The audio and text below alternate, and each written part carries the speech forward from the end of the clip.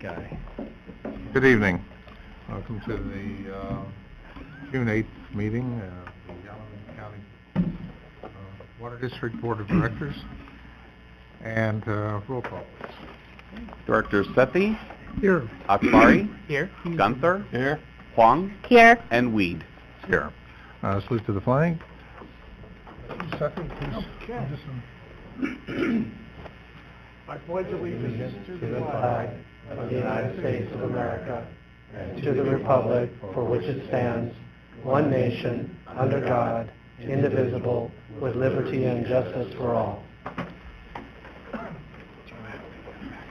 This time we have public comments. If there's anyone who wishes to address the board on an item which is not on our agenda, it's your opportunity. No one is coming forward, so I will close public comments. We have the consent calendar. Is there anyone who wishes to add items to the consent calendar? I'll offer to, did you have an item you wanted to take off? No. Okay. So I will add to the consent calendar items 5.1 through 5.15. I'll second. Okay. Thank you. Do we have a roll call, please? Sure. Director Sethy. Aye. Akbari. Aye. Gunther. Aye. Huang. Aye. And Weed. Aye. I'll move the consent calendar as amended. I'll second. Okay. Roll call, please. Sure. Director Sethy. Aye. Akbari. Aye. Gunther. Aye. Huang. Aye. And Weed. Aye. Next we have item 5.16, which is a resolution adopting the fiscal year 2017-18 and fiscal year 2018-19 budget and 25-year capital improvement plan program. Thank you, President Weed. As the board is aware, we've previously had a financial workshop meeting, and it gives me great pleasure, actually, to bring a budget to the board for approval this evening, and this item will be led by our Manager of Finance, Jonathan Wunderlich. Great. Good evening, President Weed, members of the board. I'm going to give a little bit of an overview of the staff report, and then we'll go into the presentation, which also touches on a number of the items that are listed in the staff report. We reviewed the budget at the May 17th board workshop, at which point staff presented the proposed budget and 25-year capital improvement program and responded to questions from the board and had discussion on the budget. Our recommendation this evening, when we get to the conclusion of this item, is by motion, adopt a resolution approving the fiscal year 2017-18 and fiscal year 2018-19 budget and the 25-year capital improvement program. Just to recap a number of the key assumptions that are included in the budget, there is a one-year delay in water demand recovery and an estimated new normal in the out years of 10% below the pre-drought consumption levels, so that did have a revenue impact. There's $10.1 million included in advanced funding for post-employment benefits, retiree health care, and paying down our pension liabilities, so that's $10.1 million over the 2 years to be on the 20-year path of paying down those obligations at the 6.5% discount rate. There's $2.6 million included to begin implementation of the advanced metering infrastructure project. The budget reflects lower wholesale water costs to the San Francisco PUC based on a delay in their water rate increases. There's $1 million contingency for Oroville repair costs, approximately $700,000 for continued evaluation of initiatives relative to water supply reliability.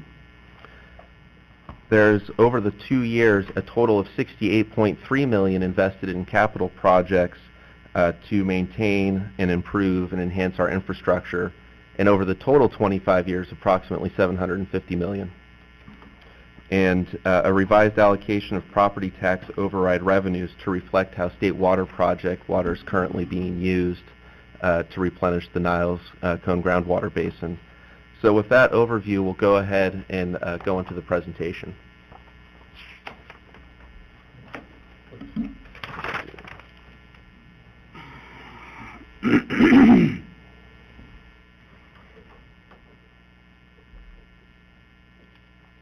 Right, so one of the items we wanted to highlight for the board this evening are some of the changes that have occurred since that initial workshop.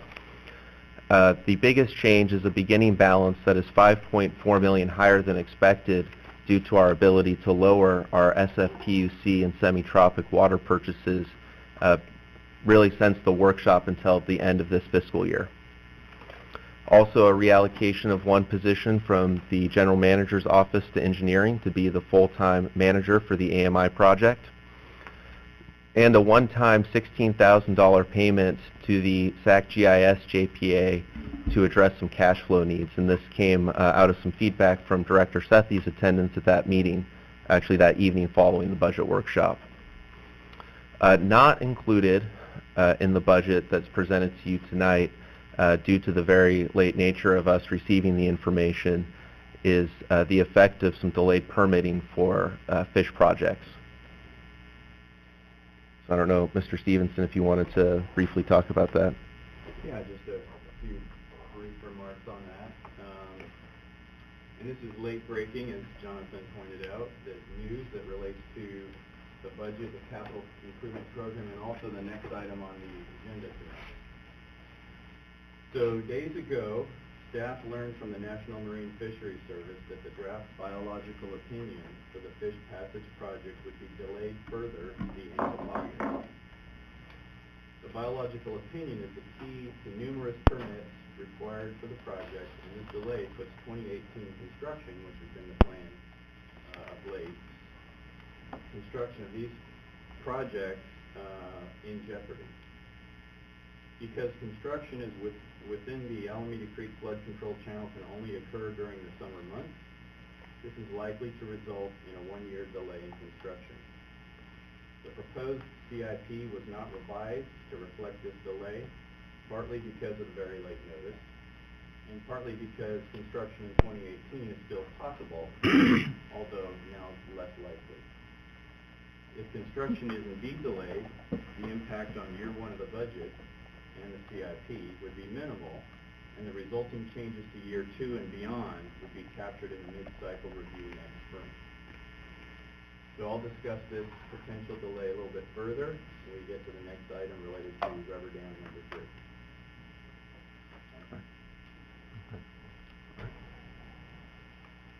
All right. This is our budget overview, sort of our revenues and expenses. The revenue numbers do reflect the more conservative demand recovery, and we are running operating deficits of approximately $8.4 million in 17-18 and $7.6 million in 18-19. We are in full compliance with our reserve policies. There is no new debt that's proposed within these 2 years, and deficits were anticipated as a part of the rate process, although once we get beyond these couple of years, then we'll see that stabilize and where our revenues will match or exceed our expenses.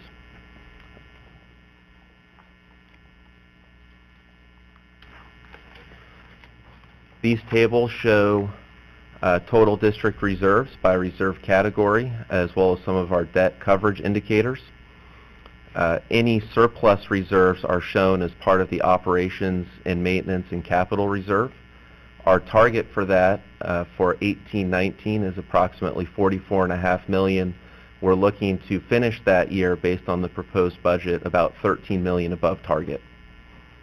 Our debt service coverage also is above 3 in both years.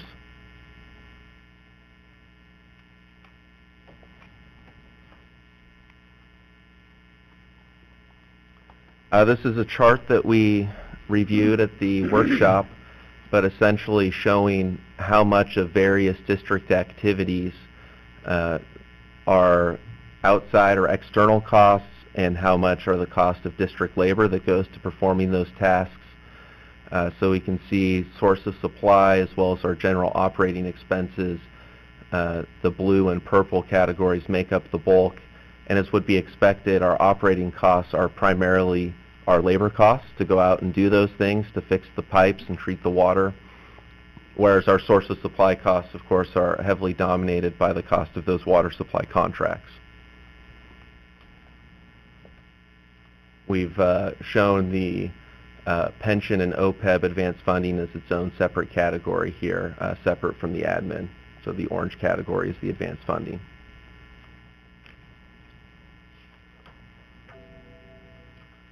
We also wanted to present this chart to you again. You can see that the estimated actual for the current fiscal year is quite a bit lower, and this is a result of our lower SFPUC purchases, so we're saving quite a bit of money in our purchased water in the current year. That's going to start us out about $5 million ahead of what we anticipated at the board workshop.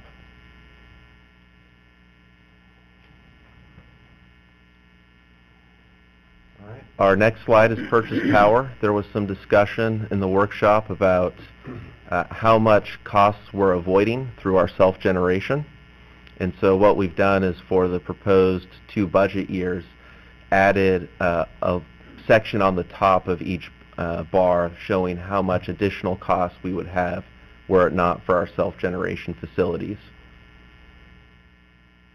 And so it's saving over the 2 years a little over $700,000.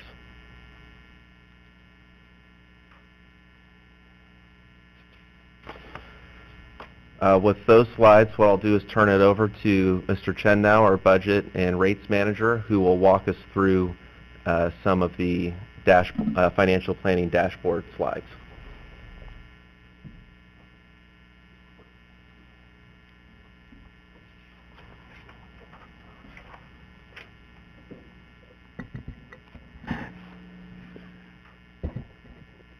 Good evening, Director Weed, members of the board. I'm going to go over 4 dashboard metrics that you've seen before. This is from our financial planning model, and it reflects the current proposed budget. The first metric is our general fund ending balance. The red line represents our policy targets. Our orange bars represent our ending general fund balance. Our general fund balance will slowly decline through fiscal year 2020, but still stay well above our policy targets, and then slowly climb up as our water demand increases.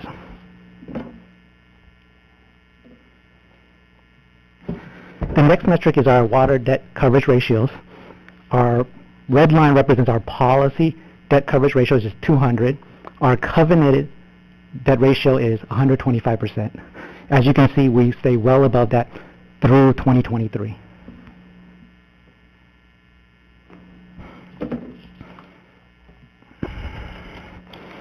This next metric is our operating revenues versus our operating expenses.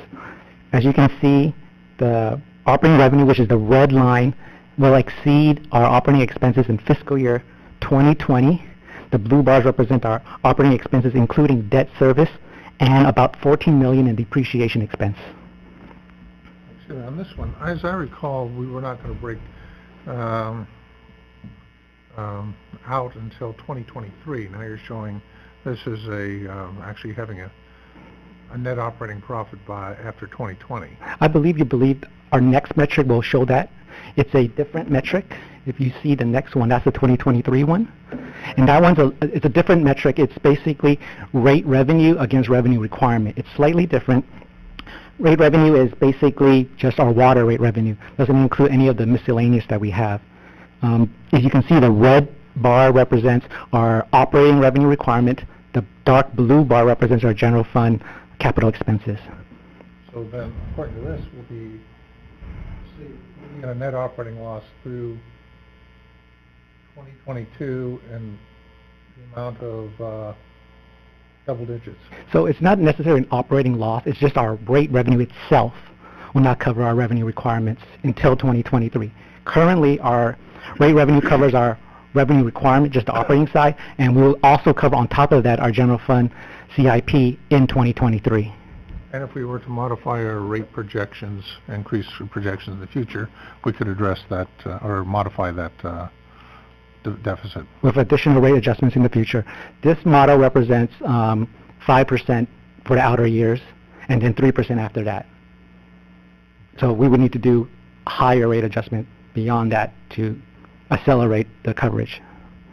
And it was a board policy, we had a board workshop which identified one of our objectives was to get that red line above the bar, and we're at least 6 years out now. Correct. With the current assumptions for outer, obviously the board has not adopted future water rates beyond the next 2 years. And what the financial planning model has is 5% through 2022 and then 3% after that. Thank you. That's the last of our metrics, and staff is available for questions. I would just, I would just like to point out that we, the board, have really pushed the staff hard to try to get to the goal of having water revenues cover operational expenses. But we certainly have more than adequate non-water revenue to cover that gap. Right. Our property tax revenue is closing in on $10 million. That's well above, would put us Right. well above the revenue requirements that we have. We began the current year in January with a budget that called for a 25% rate increase, but not starting until April, so we actually 20% starting in March, upcut in a little bit, and still had a $14 million net operating loss. Now we've cut into that with a one-time accounting change on the facility fees, is my understanding. So that, how much would the one-time accounting adjustment have added to this year that we'll not see next year? So that accounting change represents our income statement. All these metrics are based off our budget. A lot of the improvement that has happened since what we did back in February was the 0% rate, the wholesale rate increase in SFUC. That provided us quite a bit of a jump. It allowed us to also adjust our water demand a little more conservatively, and the result is what you see here. Well, I'm trying to get a framework. A year ago, we lost the drought surcharge, which was about $6 million a year. This year, we're going to, at the end of this year, we gained an additional $5 million from this accounting change that won't be there going into the future years. Something we're going to have to make up on our income statement. So we're each year trying to do year-to-year comparisons. There has been another funding source in each of those years that's helped us at least get closer on the gap, but it's still a very major gap in our net operating income versus expenses. Well, let me ask a question, just to test our understanding. The one-time change that was made is not just a one-time, in my understanding, a one-time capture of revenue. It's that revenue moving forward. The going forward adjustments, yes.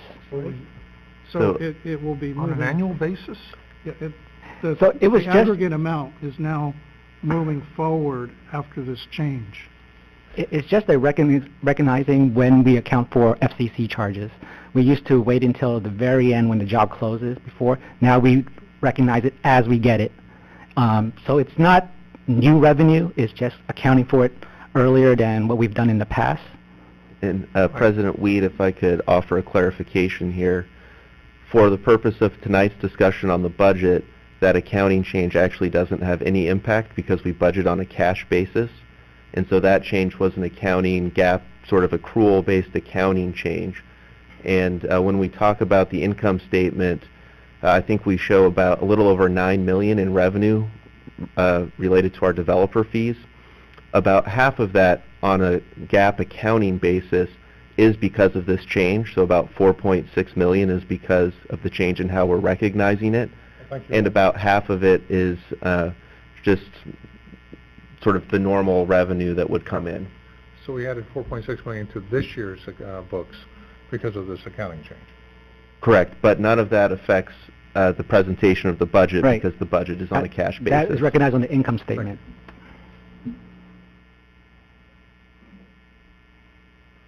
Any other questions for staff? Could you go back maybe one or two slides? I thought I had One more? Yes, here on the debt coverage. Does the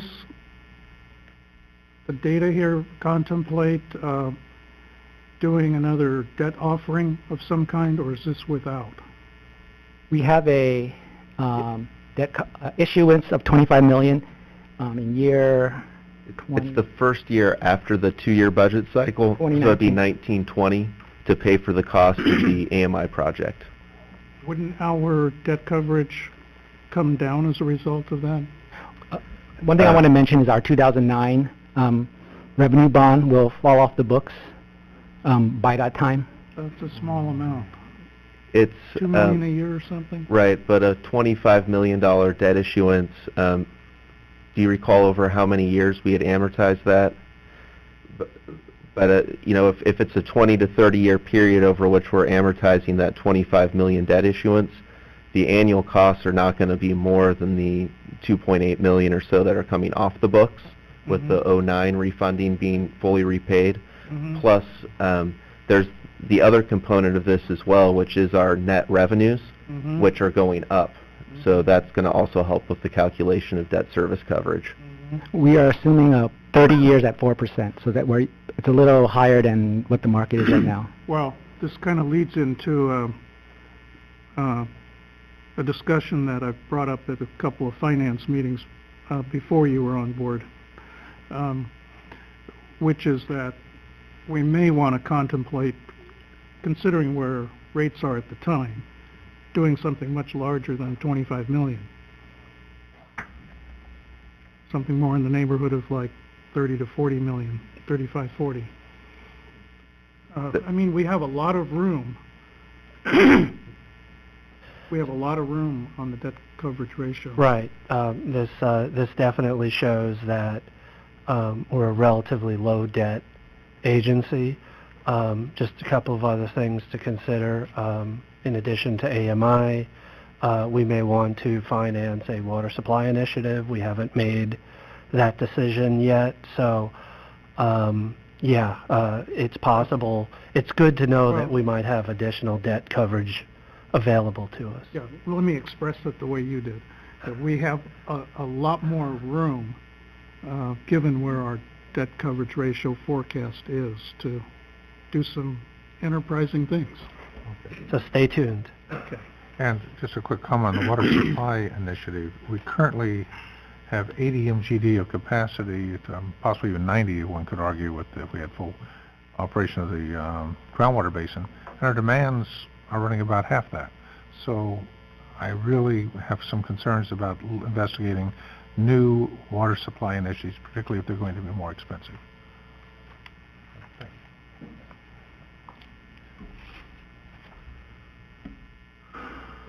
Thank you.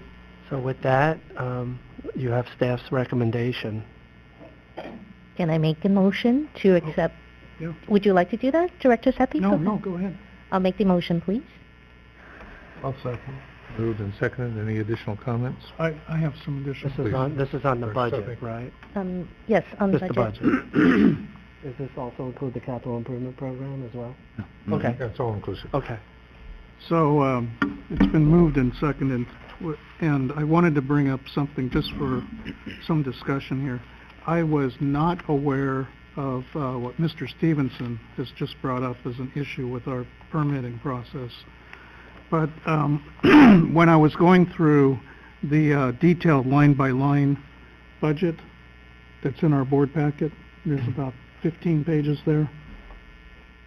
I was looking at the basic summary that was just reviewed right here, where we would be looking at an operational deficit over the next 2 fiscal years. And when I went through the line-by-line budget items, everything looks okay to me for the current FY 17-18 fiscal year. But I was starting to think creatively out of the box. What would it take to balance the budget for 18-19?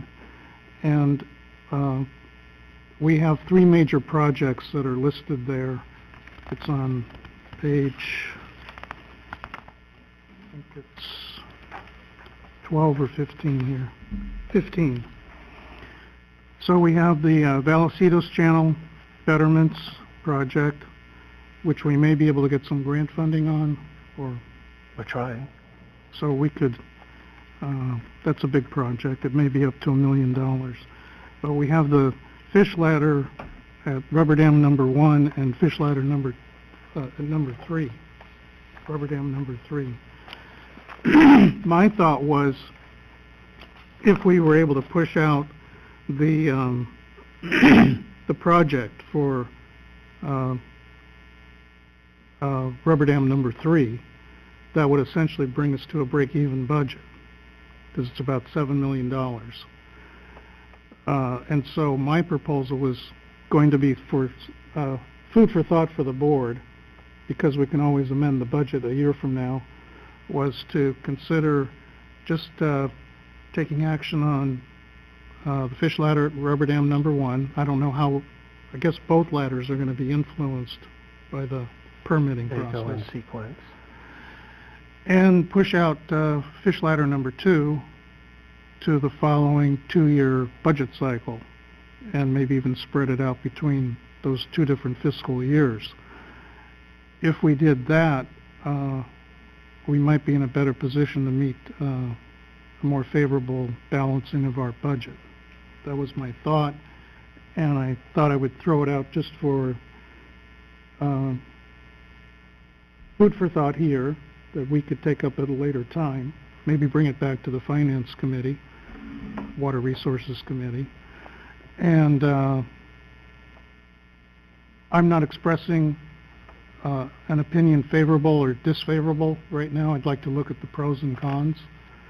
And I'm very much in favor of getting the fish ladders done, but I was trying to look more, I guess, objectively at our budget without my personal feelings. So stay tuned to the next item on the agenda, where Mr. Stevenson will report on project schedule. Mm-hmm. That may happen because of reasons beyond our control anyway. Mm-hmm. And then we also have to be cognizant of what's happening upstream of us and the Calveras Dam replacement schedule as well. So there are a number of factors, but sure, staff would be happy to review all those issues, either with committee or the whole board. Well, if I hadn't heard from Mr. Stevenson today, I was going to say, let's axe this. Yeah, you might get to the same result, but for different reasons. Right, I can see that now. Mhm. Okay, just a comment on this. I had suggested that we do what I would call our 50-year review on our water resource planning. And it was suggested that we wait until after the budget was adopted and worked on, which we are now about to complete. So I would hope that we would be able to do that, and as part of that review, I would hope that we would find a way, one, to get the heck out of the creek, or as a water supply, at least within our own district, and make better utilization of the of our groundwater reservoir, and I think there's some ongoing options on the Niles Canyon aqueduct, which would allow us to eliminate maybe Valicitas as well as the rubber dams, except for contingency operations. So, thank you. Thank you. Ready for roll call? Yeah. Please. Director Sethy, Aye. Akbari, Aye. Gunther, Aye. Huang, Aye. and Weed. Aye. Next we have 5.17, a much anticipated discussion of resolution awarding a purchase contract for rubber dam number 3 replacement project. And this item will be kicked off by our Manager of Engineering and Technology Services, Ed Stevenson. Indeed, much anticipated, and up until a few days ago, was going to be a very good news story tonight. So, construction of the Lower Alameda Creek Fish Passage Improvement Projects is anticipated to begin in May of 2019. The first project to be completed will be construction of the Rubber Dam Number 3 Fishway, or fish ladder, and related improvements. This project will include replacement of the Rubber Dam Number 3 bladder, improvements to dam control equipment, as well as dam foundation and anchorage modifications as needed. As long lead items, the rubber dam bladder and anchorage systems will be furnished to the construction contractor by the district. One bid to supply the bladder and the anchorage system was recently received, opened, and evaluated. There is adequate funding for this expenditure in the district's capital improvement program. The Lower Alameda Creek Fish Passage Improvement Projects, which includes the advanced procurement of the Rubber Dam No. 3 bladder and anchorage components, was reviewed with the Engineering and Technology Services Committee on February 16, 2017. Staff's recommendation for this item is by motion, adopt a resolution awarding the contract for Rubber Dam No. 3 replacement project to HTE Engineering, a joint venture, in the amount of $1,066,666.86, job 21208. And as I just mentioned, and as was referenced, staff recently learned from the National Marine Fisheries Service that the biological opinion will be further delayed now to a point that construction of the Rubber Dam No. 3 fish ladder project is more likely to be delayed for a year. We continue to work very closely with NMFS and the other resource agencies and stakeholders, and 2018 construction still remains possible, but is now more likely that construction would not begin until the summer of 2019. In the event construction is ultimately delayed, delivery of the rubber dam under this procurement contract may need to be delayed for up to a year. The contract provides for this possibility through contingency items such as local storage of the fabricated rubber dam and extended overhead, which have defined costs and payment item schedules and would be implemented through change order. HTE Engineering has already agreed to the specific terms of the change order, which would add no more than $12,000 to the cost of the dam for a one-year delay. So staff recommends going forward with the procurement contract because construction in 2018 is still possible, although at this point very unlikely.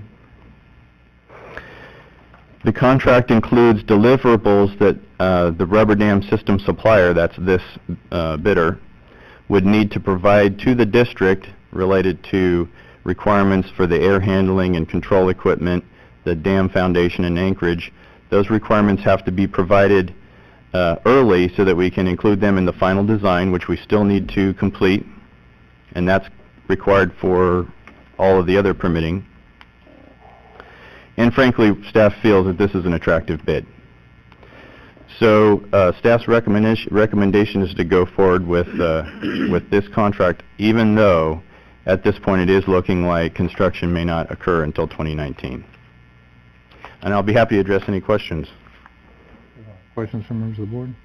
So actually, I do have a question. So since we will not have a final biological opinion for a while, is there a potential for the design of the bladder and the anchorage system to change?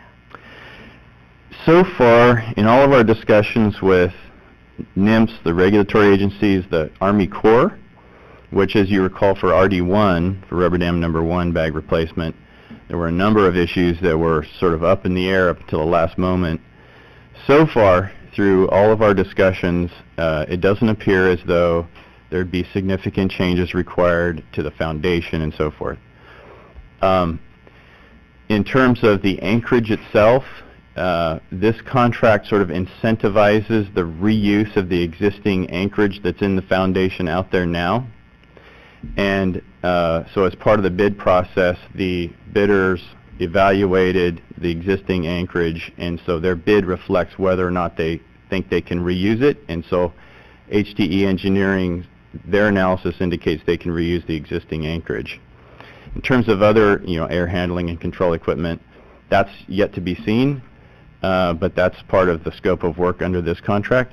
But so we're not seeing the need for significant modifications to foundations and anchorage as a result of this so far, in terms of permitter, Army Corps or anyone else. So the second question is, help me refresh my memory, but regardless we build a fish ladder or not, we need to replace this rubber dam, right? Well, is this one of those that reaches useful life? So the dam is 30 years, well, will be 30 years old at the time it's replaced. Rubber Dam No. 1 was 30 years old at the time it began to delaminate and so forth. This dam is in better condition than Rubber Dam No. 1 was at the time that it was replaced. But certainly it's long in years and will need to be replaced sooner than later. The idea with this project is, since we have to pull the rubber dam out anyway as part of the fish ladder project, we would replace the bag. So if we were not going to do a ladder project, we might have a few more years left on this bag. There is evidence of superficial cracking in the bag and so forth, but we feel that there's probably a little bit of life left in it. Okay, so the last question is regarding delivery. So, fine, we will have a 1-year delay in construction, and how is the delivery scheduled, and do we even have a place to put it? Yeah, so great question. So this contract includes a number of notices to proceed. Okay. So there is a notice to proceed that the district issues that tells the rubber dam system supplier, okay, go ahead and start your fabrication of the bladder. So we would simply delay that notice until we're pretty sure construction is going to happen the following summer.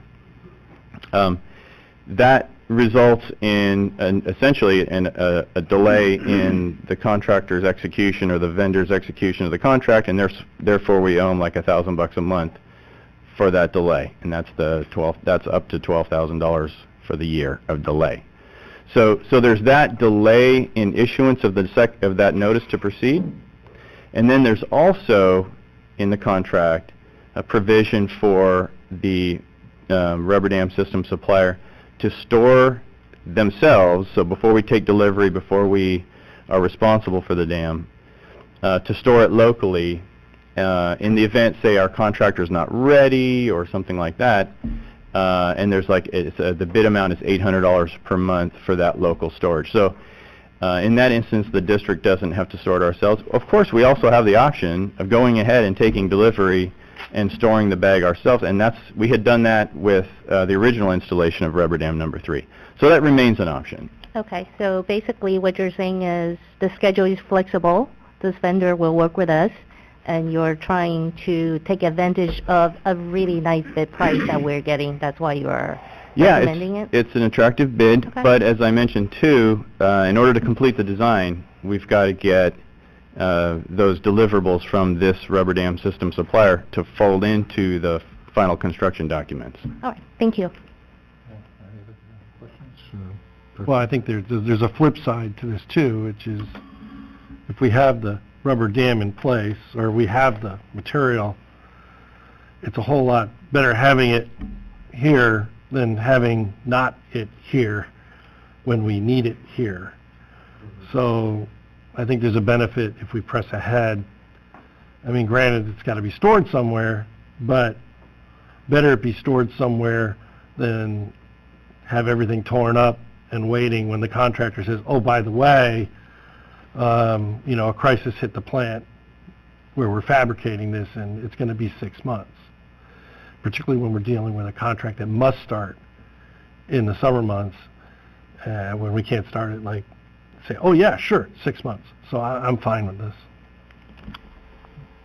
I had a question. Is there any reason why the biological report was delayed? Do we know? Yeah, so the word we're hearing from the National Marine Fisheries Service is they're very short on staffing, and that's been a pretty constant theme from them for some time. But they had been working on it recently on this biological opinion. But we also learned just recently that they've got a number of other priority projects that seem to have stepped in front of ours. Some projects that are going into construction this summer. So some other folks out there have went ahead and contracted their projects for construction this summer without all their permitting in place. And so the National Marine Fisheries Service folks are prioritizing those projects. And that's the word we get currently. It's a combination of staffing issues and the fact that there are other priority projects that they felt they needed to address right away. I have, 2 or 3 questions here. Mr. Stevenson, how does this project compare or differ to the replacement on rubber dam number 1? I seem to recall that was closer to $3 million, and we had to do a lot of foundation work because there was erosion to the foundation. And I'm wondering what kind of foundation situation we're in right now, modifications, issues of erosion, those kind of things. Sure. So rubber dam number 1 is a much older facility, and the foundation itself wasn't as robust as this one is. This one was put in by our own Mr. Peterson, so it's in much better shape than the rubber dam number 1, which was installed in the early 70s. The one that my dad worked on. Whoops. So rubber dam number 1 required a good deal of work to the anchorage itself, and that was mostly as a result of the susceptibility of the dam structure to sliding and overturning in the event of a seismic event. So the analysis that's been conducted on rubber dam number 3 shows that it's much better suited to withstand those seismic forces and isn't going to require those extensive foundation modifications like rubber dam number 1 required. I think you were out there in the field and you saw big trenches through the foundation and rebar everywhere and a great deal of concrete work. That was all required to replace the anchorage, essentially bolts through the foundation. And there was other work required to kind of create a key under the dam to prevent sliding and so forth. So those issues so far haven't presented themselves at rubber dam number 3. A lot of that is part of the coordination with Army Corps for the 408 permit, and you heard a lot about the 408 with rubber dam number 1. We've been working very closely with the Army Corps on the 408, and the board has been supportive of staff's work with consultants and so forth to get Army Corps everything that they need to issue the 408, which is a whole other sort of parallel path here, and that's looking very good. So far there's been no indication that we need to do those same types of modifications like we had to do at rubber dam number 1. Secondarily, on rubber dam number 1, we ended up in a litigious situation with the contractor, perhaps because they underbid and we ended up with lots of modifications on the project. How comfortable do you feel that we're getting a reasonable bid right now, considering the work? Right. So this contract here is simply the purchase of the dam materials and anchorage materials. So this contract doesn't include construction in the field. So that would be a later contract to be let in the future, leading up to the summer of either 2018 or 2019. So this contract doesn't involve those same sorts of issues. For rubber dam number 1, there were a great deal of changes in the project. As you might recall, as a result of that coordination with Army Corps and the issuance of the 408, we had to make some very significant design changes, essentially just as we were awarding construction, and we really didn't have the luxury of holding off on award because we had a vandalized dam and we had to do construction that summer. So the sort of culmination of a lot of factors kind of made it a difficult contract. In this case, time will tell, of course. We hope to not be in any sort of situation that's anywhere close to what we were dealing with rubber dam number 1, because time theoretically will be on our side. But the construction contract itself is a different animal and would be awarded later. Is this rubber dam coming from the bladder, coming from Japan or Europe? It would be coming from China. China. Okay. And how does this bladder relate to the bladder that we purchased on for RD1? It's similar. The rubber dam number 1 bladder, that dam is water filled, and this dam is air filled. So there are slight differences, but it's a similar material and similar standards that have to be met in terms of quality control and so forth. And they're both from China, yeah. Mhm. Rubber dam. I should mention too that this is a joint venture who bid on our project. One of the entities in this joint venture is the same entity that we contracted with for rubber dam number 1 to supply the rubber dam number 1 dam. Mhm. So they're the dam materials from the same manufacturer. Last question, might this delay in the permitting process and putting in the fish ladders actually have a little bit of a positive spin in that we might be able to seriously go after some Prop 1 money or other grants to help out on the construction? I'm talking a good chunk of money. Well, we're pursuing every available grant opportunity we can. We have a whole sort of list that we're pursuing. Actually, the delay certainly doesn't help current efforts to secure grant funding. We've got a number of applications in fact, one that was submitted like 4 days after we learned this from National Marine Fisheries Service, and those grant monies and agreements have timeframes associated with them.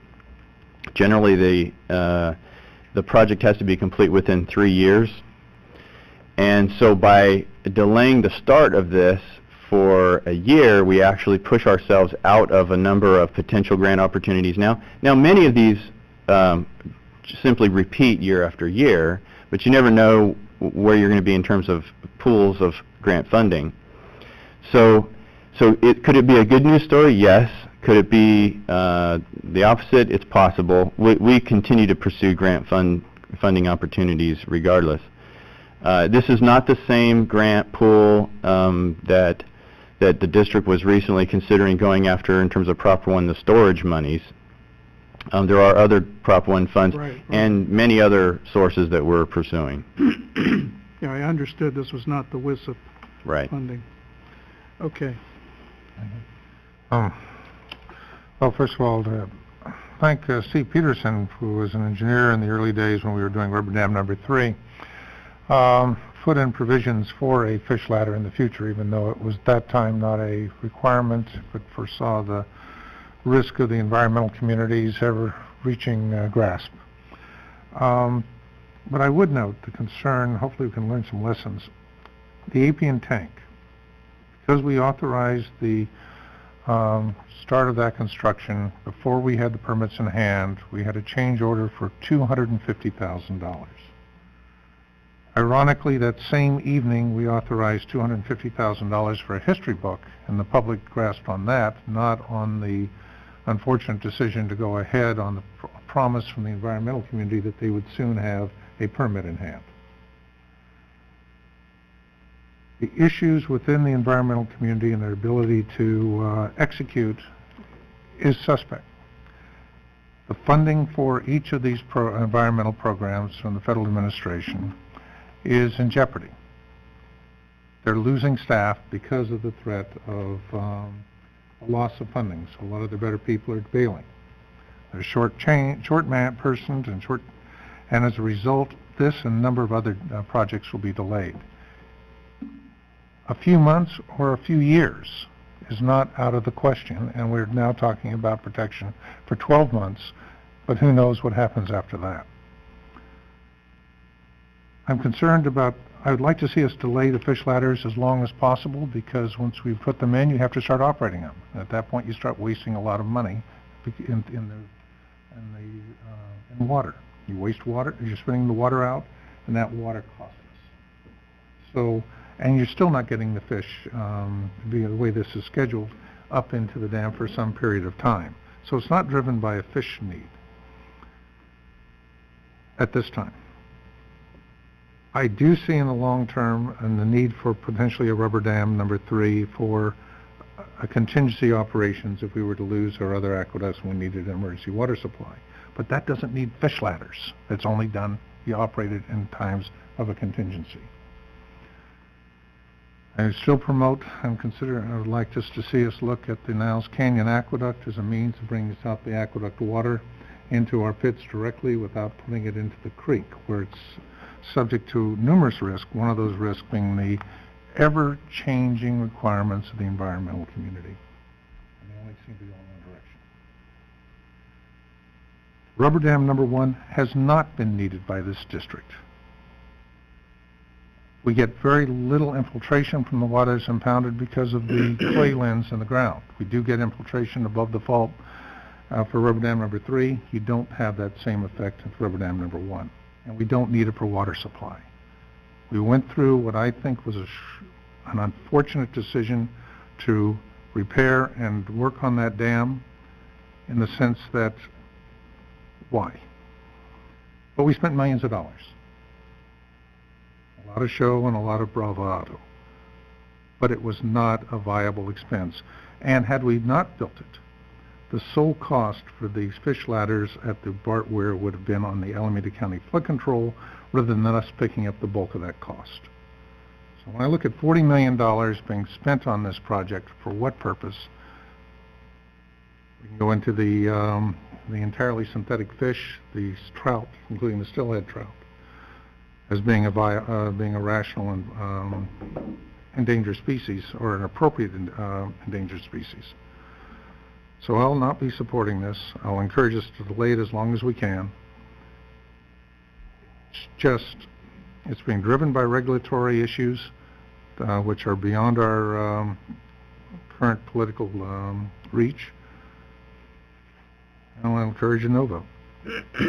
If I may. Thank you. So I just want to say thank you for your personal opinion, and I think it's clear that there are difference of opinion on this board, but I think there's a clarification point that needs to be, clarified. This project could go independent of the fish ladder. We're only buying the bladder for rubber dam number 3. We're buying the widgets. This dam could go in independent of the fish ladder, so keep that in mind, because eventually rubber dam number 3 will need to be repaired and replaced independent of the ladder. And I believe that's what I heard from the staff. So I would encourage the board to focus just on what is on the item, which is buying the widget for the dam that we eventually will need to replace. So with that, I'd like to ask one more question. What are the risks if we were to delay by a year or two? If we delay this pre-purchase contract, we would essentially lock in construction at the earliest in 2019. That, of course, has ramifications for the numerous stakeholders we're working with. I don't know whether that would change the approach of, say, Alameda Creek Alliance or others. Contractually, the risk is we would not be able to complete our design because we wouldn't have all the information required to complete the design. It would essentially put a standstill on pushing forward with the project. We've been pushing very, very hard with all of the stakeholders involved. And as Mr. Shaver points out, there are relationships with other projects up in the Alameda Creek watershed as well.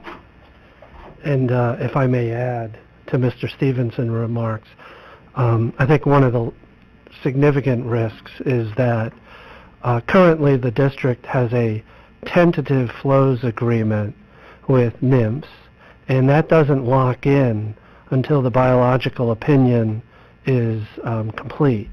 And the district, I believe, has developed a significant amount of goodwill with the resource agencies, with NGOs such as Alameda Creek Alliance, by continuing to push forward on the fish migration program, and putting the pressure on them to complete the biological opinion. We saw that we've been pushed to the back of the queue as a result of our project not being ready yet, is troublesome because, in my view, we negotiated a really good deal that's not going to get better until that biological opinion is complete. So to the extent that we can push and get that document finalized, I think that is significantly important, assuming we go forward with the program.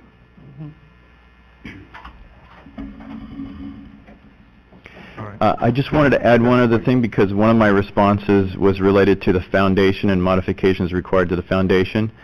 I wanted to just add that there will be modifications required to the foundation to install a plunge pool as required by the folks who are permitting the project from a fish standpoint, but not so much for structural reasons, but for a plunge pool that's essentially downstream from the dam. So there will be foundation modifications, but not of the nature that we did for rubber dam number 1. So I just wanted to be clear and tell the full story. And for the benefit of our newest director, would you please describe briefly what a plunge pool is? Absolutely. A plunge pool is essentially a recessed portion of the concrete foundation downstream of the dam that allows any fish that were to, say, overtop the dam with water flowing over the dam. If there were fish in those flows over the dam, they would essentially land in a puddle of water, in a pool of water, as opposed to on a hard concrete foundation. So the plunge pool is part of the fish passage facility of the dam.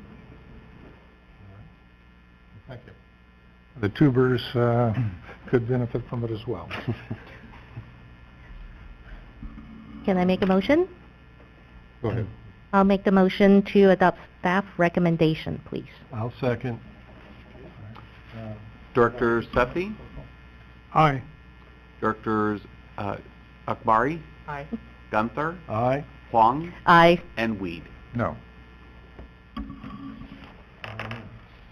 now move to item 5.19, which is the resolution casting ballot for 4 candidates for the special district. Excuse me, we can do 5.19, but the next item is 5.18. Maybe I jumped it.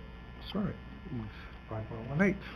Authorization for general manager to enter into a memorandum of understanding on versus sustainable groundwater management for a certain area in the city of Union City. Yes, and our manager of groundwater resources, Stephen Inn, has a tale to explain to the board this evening. Thank you, Mr. Shaver. The Sustainable Groundwater Management Act of 2014, which we'll call SIGMA, requires that on or before June 30th, 2017, a local agency or collection of local agencies form a groundwater sustainability agency for groundwater basins designated as high or medium priority if an agency is not already identified as an exclusive local agency. The basin boundaries for the East Bay Plain Groundwater Subbasin and the Niles Cone Groundwater Basin are both medium priority basins and are set forth in the Department of Water Resources 2016 Bulletin 118 Interim Update. There's an area of approximately 21 acres located at and around 32992 Mission Boulevard, located within the city of Union City, but outside of the district service area, which now overlies the East Bay Plain Groundwater Basin as part of the 2016 Bulletin 118 Interim Update. As a result, the area is not currently managed by a GSA. So to help illustrate this, I'm going to ask for a figure to be put up on the screen so that you can see these areas. That'll be figure 1, please. Thank you, Andy. And if you scroll down to the bottom, we'll start with the area that we're familiar with, which is ACWD. And if, as you recall, we went through board adoption of ACWD becoming a groundwater sustainability agency for the entire Niles Cone, which coincides with the ACWD's jurisdictional boundary. And if you scroll up the screen a bit, you'll see a green area. And just recently, the city of Hayward also became a groundwater sustainability agency for its entire city area boundary, except for the area for which ACWD overlies. And then to the north of that, in a lighter green area, is East Bay Mud, and they are also an exclusive GSA area for the area north of the city of Hayward. So together, East Bay Mud and the city of Hayward are co-GSAs over the East Bay Plain, and we have the exclusive authority over the Niles Cone groundwater basin. If you scroll back down the picture a little bit, you can see this little area that we're talking about 21 acres, and it's, again, in an area that's in the city of Union City, but outside of the district's boundary. It's also not within the city of Hayward. So initially, both ACWD, Hayward, and East Bay Mud agreed not to do anything with that area since it's outside everyone's jurisdiction. But as it turns out, it's important for the East Bay Plain to do something about that property, because without that area being managed, the state will see that as an unmanaged area. If you could turn to Figure 2, you can see a little bit more details about this property in question.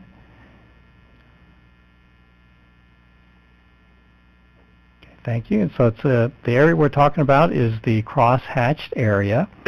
And as you can see there, the blue boundary line there is the water districts and the GSA area. And that cross-hatched area is part of the Chapel of the Chimes property, as well as a piece of the Hayward Area Recreational Department. It's a little area to the north there. And so, and there's a little lake coming down towards the district as well. So with that as the backdrop, again, the City of Hayward is the exclusive groundwater sustainability agency for the portion of the East Bay Plain groundwater subbasin that underlines the City of Hayward boundaries, and East Bay Mud is the exclusive GSA for the portion of the East Bay Plain subbasin that underlines East Bay Mud service area.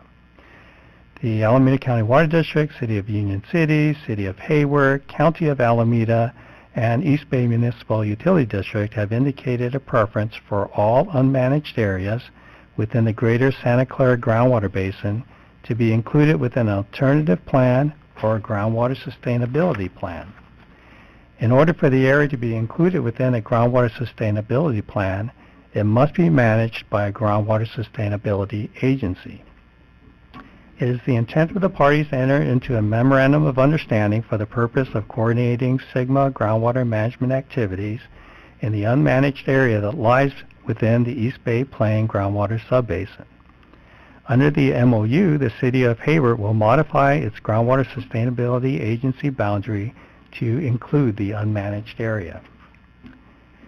District staff has proposed terms and conditions that all parties acknowledge the boundaries established by DWR for the East Bay Plain groundwater subbasin and the Niles Cone groundwater basin in the 2016 Bulletin 118 interim update, and will not seek to modify the boundaries established in the 2016 Bulletin 118 interim update in a way that impacts another party in the MOU without the consent of the party that will be impacted, and that parties will not oppose a modification of the Niles Cone groundwater basin boundary to include this area if such a modification is proposed by any of the parties. Just yesterday, ACWD received a response from the City of Hayward that removes the key element of the MOU from ACWD's perspective and requests ACWD to propose alternative language for all parties to consider. We are in the process of reviewing the City of Hayward's request to see if all parties can reach final agreement on the terms and conditions of the MOU.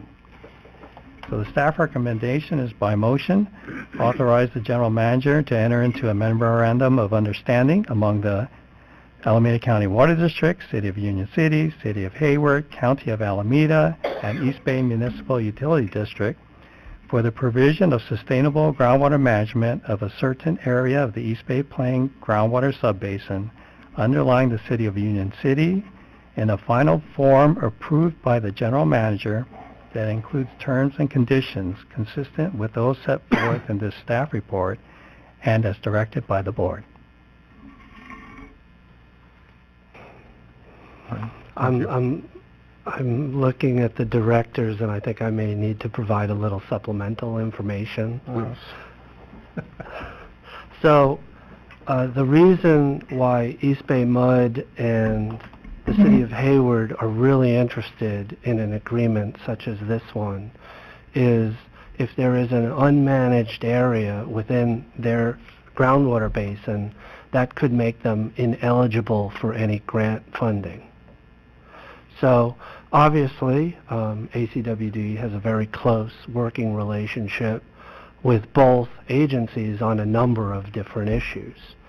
What we were looking to do is to be responsive to them. However, the board is aware that there were disagreements between the City of Hayward and ACWD on the extent of both the Niles Cone groundwater basin and the district's jurisdiction within the City of Hayward. So we think that that in the spirit of cooperation, it would be advantageous to have agencies basically agree that they will not unilaterally try to adjust the Bulletin 118 boundary as was recently determined by the Department of Water Resources. However, given the fact that there may be additional science at some point, should there be additional information that shows that the Bulletin 118 boundary should be adjusted either north or south, that both agencies would cooperate and collaborate to that effect.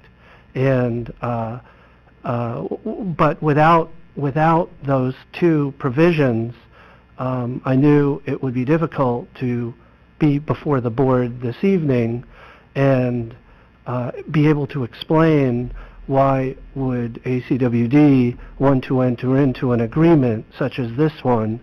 And so those are the terms that we have proposed to East Bay Mud and the City of Hayward. We have been coordinating with the City of Union City as well, and to date, their position has been whatever is good for ACWD is fine with them. So that's where we stand. The City of Hayward has indicated that they would prefer to work with the Department of Water Resources on Bulletin 118 issues and not necessarily have one agency or the other have input in terms of any adjustments to the boundary line. We believe as staff that that's not in the spirit of working together as agencies, so we've been pretty adamant that those provisions should stay in the agreement, otherwise it's not acceptable to ACWD. So the deadline to get this done is June 30th, I believe. That's correct. And you know, we don't have a particular agreement for the board. Obviously, General Counsel has been involved the whole way, and Groundwater Resources Manager Michelle Myers is spending a great deal of time on this issue. And so that's where we are. We're hopeful that the agencies will be able to work out acceptable terms along the lines that I mentioned, but if that isn't possible, then as General Manager, I would not be inclined to sign such an agreement unless I'm directed by the board to do so. Question is this is kind of interesting to me. The City of Union City's property in that area, I do not believe will be developed. The Union City hillside, pretty certain it won't. I don't think the residents that are living in this area right now particularly care. But I am a little worried about what would happen in the future if Union City was to develop the hills in that area. That's quite a bit of property there. Disappointed with the City of Hayward. So my question is, can we just enter an agreement with East Bay Mud and tell an agreement with East Bay Mud that until any potential future development or future assessment, or let's say, what am I looking for here? If this area of Union City is taken under ACWD, then we will administer that. In the meantime, we will defer to them, and they could do it. And that we'd like it, just if this happened, the development of those hills, which we doubt, but if it did, then we'd like to renegotiate. However, in the meantime, we're fine with them handling this piece. And the rest of the Union City hills, which are kind of not covered in this little section anyway, and just leave Hayward out of it. So there is a LAFCO provision in the draft language as well. But I will let Mr. Rinn take a shot at responding to your suggestion. So the reason we have to have all the parties in this particular agreement is because we're making an agreement essentially between two groundwater basins. What complicates the issue for the East Bay Plain is that you have two agencies that are in charge of managing that basin. So in this particular area, it'd be the City of Hayward's Groundwater Sustainability Agency that would incorporate that piece into their agency boundaries. So even though the two agencies, both Hayward and East Bay Mud, may jointly develop a groundwater sustainability plan, the agencies are still two distinct agencies. Could you run the map down a little bit again? I'm curious about Andy, if you could go to figure 1. Sure. The boundary in relationship to the Union City Hills. It's a little over a 20-acre parcel, which is the cemetery. No, now, if you get outside, that other portion is not part of this basin at all. Then the Union City hillside is not. Right. So it's only That's that correct. little tiny piece. Right. So Are there any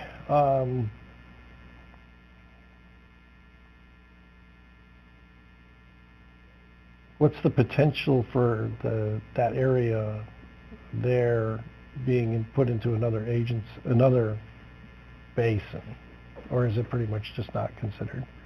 So I'm assuming you're referring to the area the area towards the hills, east, towards the hills. the Union City. So the way the Department of Water Resources has drawn the basin boundaries is to incorporate all the alluvial groundwater basins. Just a little bit, So they drew boundaries at the foothills because there's no groundwater basins in that area. Effectively. Okay. So that would not be incorporated into the old groundwater basin issue. And then any areas that were to be developed if they're in Union City, ultimately, if they're not in ACWD's service area, they can be annexed. Yeah. But there's no groundwater basins or something. No, but we're still interested in wells and so forth anyway. So I do have a couple questions, if I may. So first of all, I just want to confirm that this area is within the East Bay Plain Basin and not Niles Cone. Is that correct? It is within the Department of Water Resources definition. Current definition. The Okay. groundwater basin. So They have however, drawn it that way. our authority extends to that area in terms of exploratory wells, groundwater wells. So we have management jurisdiction, yet it's outside our groundwater basin. According to the DWR. According to Bulletin Maps. 118, we'll use that as the baseline. That could change, Correct. I understand. It But does you are get correct, adjusted. we have full well ordinance authority because it's within the city of Union City. We also have groundwater protection program authority because of our cooperative. So we are memorandum of doing understanding. this MOU as a favor to City of Hayward and East Bay Mud for the sole purpose that they would not lose the potential of getting grants. That's Yes? correct. Then why would we want to give up any of our authorities? We are essentially doing the City of Hayward a favor, and at this point, this particular director is not feeling very inclined to do them any favor. So, yes, the MOU is a no-go unless our interests are protected, including our participation in any basin boundary modification. And you would definitely have a very irate director if you gave away that authority, because we're doing them a favor. They should count their lucky star that I actually like East Bay mud. Okay? Understood. But might you support a suggestion that we give the staff the authorization to include in their negotiations with the City of Hayward this as something we would, the board would be, pending the larger, bigger issue being resolved, so we be supportive of it? If we could use this as a leverage, that would be great, but my understanding is the whole Bulletin 118 issue has been resolved at this point, right? We have a final basin boundary, so there are no more negotiations. At this point. At this point. All right, then I'm going to ask the very blunt question. Can we use it as leverage? They need it more than we do. We will find out by June 30th. Okay, then that would be part of the authorization. And that was the proposed Good language. idea. The June 30th deadline is stipulated by the state, right? That's correct. Well, I think our being proactive in the requesting of this MOU certainly puts us in a good light in that, hey, we're not blocking it. They are. So... Could I ask council a question, whether we have, how we might be able, or is it possible for us to form a motion that gives authorization to the staff to utilize this in negotiations? Yes, actually, if you just approve the staff recommendation, it's all built into the staff recommendation that we would not, your general manager would not proceed to enter into the MOU unless those protections that are set forth in the staff report are built into the MOU. So if you approve the staff recommendation, ACWD's interests will be protected. Right, I understand that, but I think what Director Weed is trying to get to is, can we use it as a leverage? I think that's what he's asking. We are negotiating pretty heavily Okay. to protect ACWD's interests. Hayward and East Bay Mud have not yet agreed to the provisions we put on the table. Okay, I got it. Other questions? Thoughts? Yes. Why are they waiting till now to come to us with this? Why didn't they come earlier? We actually have been negotiating the terms of this agreement for about a month or so. So they knew the deadline was coming. It's been a topic of discussion, but the actual language has just been written within the last month or so. Anything else? Well, before I heard the news tonight, I was prepared to endorse the staff recommendation here. My sentiments are more on the line of Director Huang right now, that I find this just to be an egregious stunt at the last minute. And one part of me says, I really would like the board to stand up and kind of reprimand the City of Hayward by suggesting we delay or postpone a vote. But I understand the deadline that's coming up, and so I will support the staff recommendation, but I encourage you, I implore you,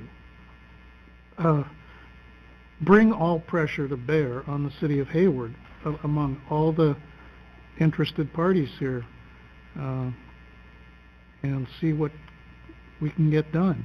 And if we can't get what's in the best interest of ACWD, don't move forward. Don't ratify it. So we're asking, the suggestion is a conditional approval that need not come back to the board? Essentially, that's built into the recommendation. You're giving me authority. Yeah, it's not conditional approval, it's approvals provided that certain protections are built into the MOU. And your general manager, if you approve this motion, cannot go forward with the MOU unless it includes those protections.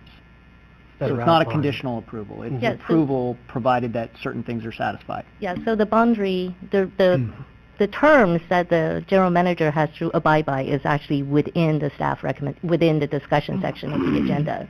So it's built in, and the way the recommendation says, basically says, we give you authority as long as you fall within these boundaries.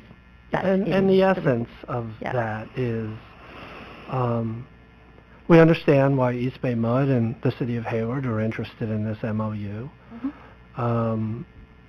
But we also understand that, the city of Hayward has, verbally indicated and their actions have shown that they may in the future unilaterally attempt to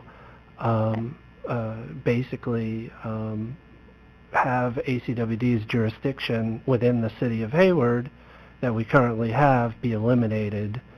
And the thinking was, well, that may be appropriate, but only under very certain limited circumstances where the science supports it. Everybody knows that I am a great defender of the money we spend on our history books. And I have quite a list of all the things I like to speak about in public that I consider good returns on investment. One of them is, and I'm glad we gave Hayward officials copies of our history book, is that it really does cover more than 100 years of the conflict and the history of ACWD in terms of defending its turf. This is not something new with the city of Hayward, It's every new generation of council members and city officials, it comes around again, right? Every generation of engineers. And we just had the Hayward Public Works folks here just recently, right? Well, they have been watching our activities related to Sigma. Right. That's correct. And we had two officials here sitting throughout our board meeting. That's correct. So I'm sure they will watch the video of watching this this meeting. video. yeah, and I think that we tried to communicate as judiciously as possible in that meeting what our feelings were. All right. So do we have a motion? I'll move to Go ahead. staff recommendation. I'll second. Can I make a comment? I'm all for cooperation between agencies, and I'm a big believer in working with our neighbors, but what I do not believe in is as part of our good faith cooperation, we gave away our rights to protect our own groundwater basin. That is basically fundamental. What's important to this district is our groundwater basin. My language might have been kind of strong when I make my comments, but our groundwater basin really is the resource that we count on most for our customers.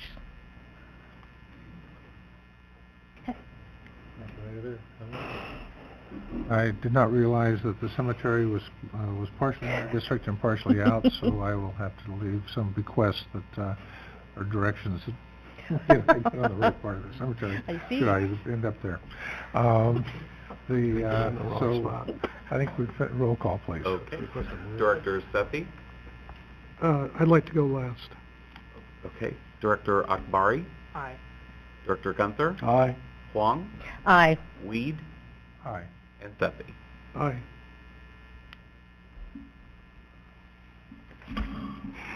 Oh, now we can go on to 519, which is the resolution casting ballot for 4 candidates for the Special District Risk Management Authority Board of Directors. Has any member of the board had an opportunity to review the resumes or have any recommendation on who we might wish to see? I have. Okay. Okay, since I've been a regular attendee at different CSDA conferences in California, I've gotten to know at least the incumbents that are on that are on the board. So I'm just going to throw this out because I went through all the resumes. I would like to recommend approval of or support for Gene Bracy, who's an incumbent from the Mojave Desert Air Quality Management District, and Mike Schaefer from the Costa Mesa Sanitary District. That's a fairly large district.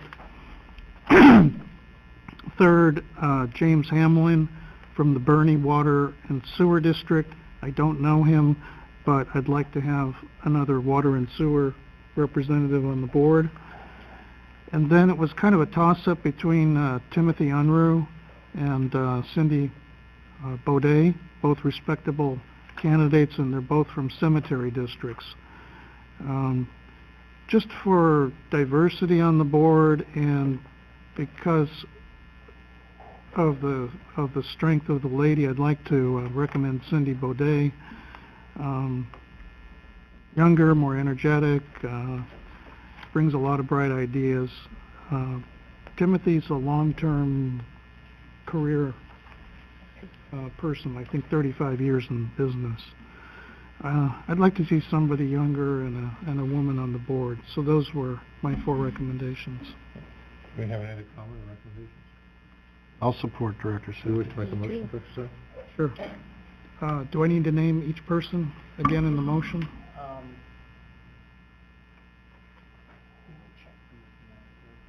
There's a ballot. Yeah, I would name them again, even though you just did, just for purposes of the motion. Okay. The resolution check those 4 names. Right. There's a ballot to fill out to be signed by the president of the board. So I will just name the names, okay? Gene Bracy, Mojave Desert Air Quality Management District. Mike Schaefer, Costa Mesa Sanitary District. James Hamlin, Bernie Water and Sewer District. And Cindy Baudet, Temecula Public Cemetery District. Thank you. Do we have a second for the motion? I'll second. Comment, if I might.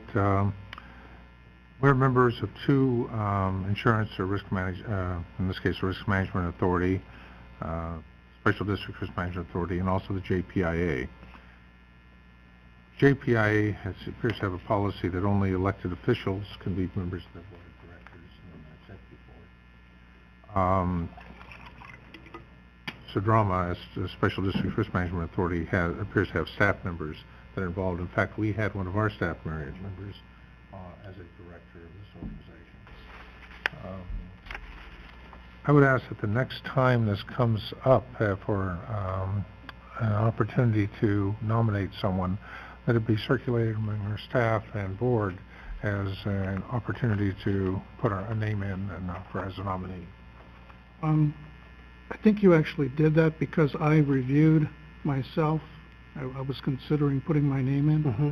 I believe I did, and I also probably sent it to exec staff. Right. But I So- have reasons for not putting my name in. But in the that future, can I will be explain. sure to provide the opportunity to both the board and staff. Okay, thank you. Roll call, please. Directors Sethy, Aye. Akbari, Aye. Gunther, Aye. Huang, Aye. and Weed. Aye. Okay, that finishes our action calendar. And move on to reports. First of all, the board committee reports. Is there anyone who wishes to raise an item or issue that was on our board committee reports?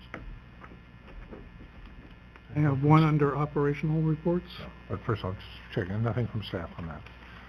Next is 6.2, operational reports. Is there any input from staff on operational reports? Just a quick question on 6.2.3 on the water production report. I noticed that the desal plant was running at half or less than half of the projected production for the month, and I was kind of curious as to why. Especially when we had such an increase in demand for water in the month of May. Yes, looking at the graph for the month of May, the demands are quite a bit higher, and they're still running about 5 MGD higher than they did this time last year. But specifically regarding the desalination plant, we had it offline for a scheduled routine maintenance. Okay, I can understand that, but why was it projected to be going up, actually? Oh, And then we cut back to less than half of our projection. right. When this graph or forecast was originally made, probably the timing of that desalination shutdown was not included in that forecast. Or for the month of June, July, are we going back up to full capacity? Yes. Okay. That's my only question. Thank you. Are there any other comments related to this staff report? Hearing none, then let us move on then to staff presentations, which is the Kaiser Pond Diversion Improvement Project Alternatives Update. Yes, this item, we know the board enjoys projects when we work in the sandbox, and this is one of our recharge facilities, and Mr. Stevenson will kick this one off. An opportunity to play in the pond this time. So as the board is aware, staff is working on a project to restore diversion capacity between the above Hayward Fault and below Hayward Fault Kaiser Pond following failure of the original diversion pipeline in 2014. The board previously approved geotechnical consulting and environmental and permitting services to assist in the preparation and analysis of alternatives for restoring the diversion. The Engineering and Technology Committee previously suggested and staff committed to bringing the alternatives back to the full board together with staff's recommended approach prior to beginning detailed design. So tonight I'd like to introduce Jose Oropeza, one of our newest project engineers. Mr. Oropeza is managing this project and will provide a brief review of the alternatives together with staff's recommendations. No formal action is requested from the board tonight. However, staff is interested in any input from the board prior to embarking on final detailed design. So, Jose, I'll turn it over to you. Thank you, Ed. So I will be discussing the Kaiser Pond Diversion Improvement Project alternatives. As we all know, Kaiser Pond is situated southeast of Quarry Lakes. It is actually comprised of 2 individual ponds. To the northeast, we have the Kaiser Pond above Hayward Fault, and then to the southwest we have the Kaiser below Hayward Fault Pond. These ponds are separated by an earth levee. The ponds are primarily used for groundwater recharge operations, and that is accomplished by diverting water from the Alameda Creek into the above Hayward Fault Pond and then subsequently into the below Hayward Fault Pond. Taking a look at the profile of the existing pipeline, we can see that when water reaches the invert elevation of the pipeline, it gets diverted to the below Hayward Fault Pond. The pipe was originally installed in 1973 and it is a 30-inch corrugated metal pipe. In 2014, the pipe failed due to a combination of erosion and corrosion, and the portion below the upper thrust block is now completely missing. Taking a look at the images, you can see the extent of the damage. We have a small section of pipe sticking out from the upper thrust block, and then you can see that the embankment has eroded into the Kaiser below Hayward Fault Pond. As a result of the pipe failure, recharge operations have been hindered, and diversions from the Alameda Creek have been reduced. The below Hayward Fault Pond has been unavailable for groundwater recharge, and previously the ponds combined contributed to 13% of the total recharge capacity. However, following the pipe failure, they are only contributing 5%. So as Ed mentioned, the district has been working closely with Kleinfelder, which is a geotechnical engineering firm, and in developing and analyzing the alternatives for addressing the issue. Some of the primary criteria included operational needs, such as the required flow rate into the below Hayward Fault Pond, as well as the ability to reliably operate the Kaiser system for groundwater recharge.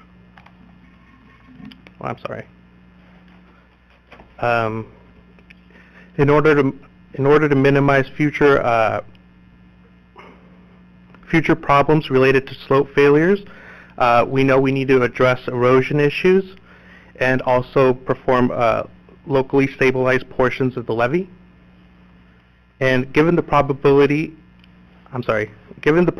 of the site with regards to the Hayward Fault and the nature that the material which forms the levee, we would also like to ensure that our ultimate design is consistent with the geological setting of the site.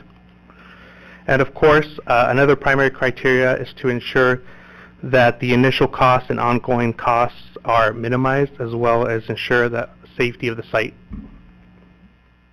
For Alternative 1 consists of open cut decommission of the internal levee, and this would require work along the entire length of the levee.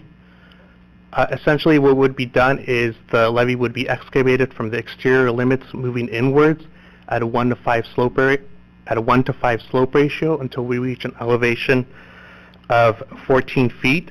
This would provide a continuous hydraulic connection between both ponds. While this does provide a solution, it comes at a relatively high cost. The preliminary construction cost is estimated at $2,074,000. However, I do want to point out that these are preliminary construction costs. They do not account for mitigation measures or additional expenses that would be required for the project. Taking a look at the cross-section, so this would be perpendicular to the levee. The slopes would be protected with erosion protection matting and then seeded with natural vegetation. Some of the disadvantages associated with this alternative are the extensive amounts of material that would need to be removed and disposed of. This would present an extensive limit of disturbance, as well as significant impacts to the trails during construction period. Looking at Alternative 2, we have the cut cover reinforced concrete box culvert. This alternative, again, would provide a continuous hydraulic connection. This would be done by installing the 3-foot by 5-foot reinforced concrete box culvert at the bottom portion of the levee. The inlet and outlet would have trash racks to minimize clogging of the culvert, and there would be a head wall and wing wall as well. This alternative was also rather expensive. It was the second most expensive alternative. It had a preliminary construction cost of $1,809,000. And again, that was due to the extensive limits of disturbance. Although material would not need to be removed, we would still have a need to excavate and then backfill and reconstruct the levee. This requirement would also have a need for continuous maintenance, as any sediments and accumulated debris would need to be removed from the inlet and outlet of the box culvert. Looking at Alternative 3, we have a concrete chute crest spillway. This alternative proposes to install a concrete chute at the upper portion of the levee, which would discharge into a riprap protected spillway. The top portion of this alternative would be open to the environment, and the slopes perpendicular to the levee would be reconstructed at a 1 to 2 slope ratio, and again, they would be protected with erosion protection matting and then seeded with natural vegetation. This alternative was the second least expensive alternative. It had a price point of $291,500. It did present some public safety concerns, and again, continuous maintenance would be required due to the nature that it is an open alternative. Just real quick, do you need a bridge over that levee? No, so at this point, this alternative does not provide any type of bridge. Wouldn't that impair traffic and both vehicle and foot traffic? This area is not actually accessible to the public. There is a fence that prevents access into this portion of the levee. No, don't we drive vehicles there? We do not. Moving on to Alternative 4. Alternative 4 is the staff's preferred alternative. It is the reinforced concrete box culvert spillway. This alternative is very similar to Alternative 3 in that it also has the box culvert at exactly the same location. The invert elevation would actually be identical to the current diversion pipeline. Again, this would discharge into a riprap reinforced spillway. However, this option, the top portion is completely covered and the levee would be reconstructed. This was the staff's preferred alternative because it had the lowest cost. The preliminary construction costs for this alternative were $279,400. It had a high level of constructability, There were minimal safety concerns, and it would require minor maintenance. And finally, the last alternative is the piped reinforced concrete pipe with a drop manhole. This is the only alternative that suggests implementing a pipe, and we would have a 36-inch pipe, and water would enter and then discharge into a 4-foot diameter drop manhole where energy would be dissipated, and then the flow again would go out through a 36-inch reinforced concrete pipe. This alternative was slightly higher in cost compared to the previous two alternatives, and that was due to the fact that the drop manhole would have to be customized and the costs associated with installing this. This alternative would also require continuous maintenance, as sediments and debris would likely accumulate at the bottom of the deep drop manhole. It would also be slightly harder to construct as well. So taking a look at the comparison of the alternatives, it's somewhat evident that staff's recommendation is alternative 4. It was cost effective, it minimized the potential for any further erosion, it had minimal safety concerns, and it provided a sound engineering solution. In addition to restoring the hydraulic connection between both ponds, the scope of the work would also address fixing areas with significant erosion. This would be done by applying geotextile fabric and then riprap as well. The existing facility or structure would be decommissioned by abandoning it in place and grouting the interior of the pipe, and then we would also cut the top portion of the valve structure and remove it. With regards to the current project status and staff's next steps, we've had numerous conversations with the regulatory agencies, and based on those conversations, they've acknowledged our preferred alternative, and they have determined that it is an appropriate approach.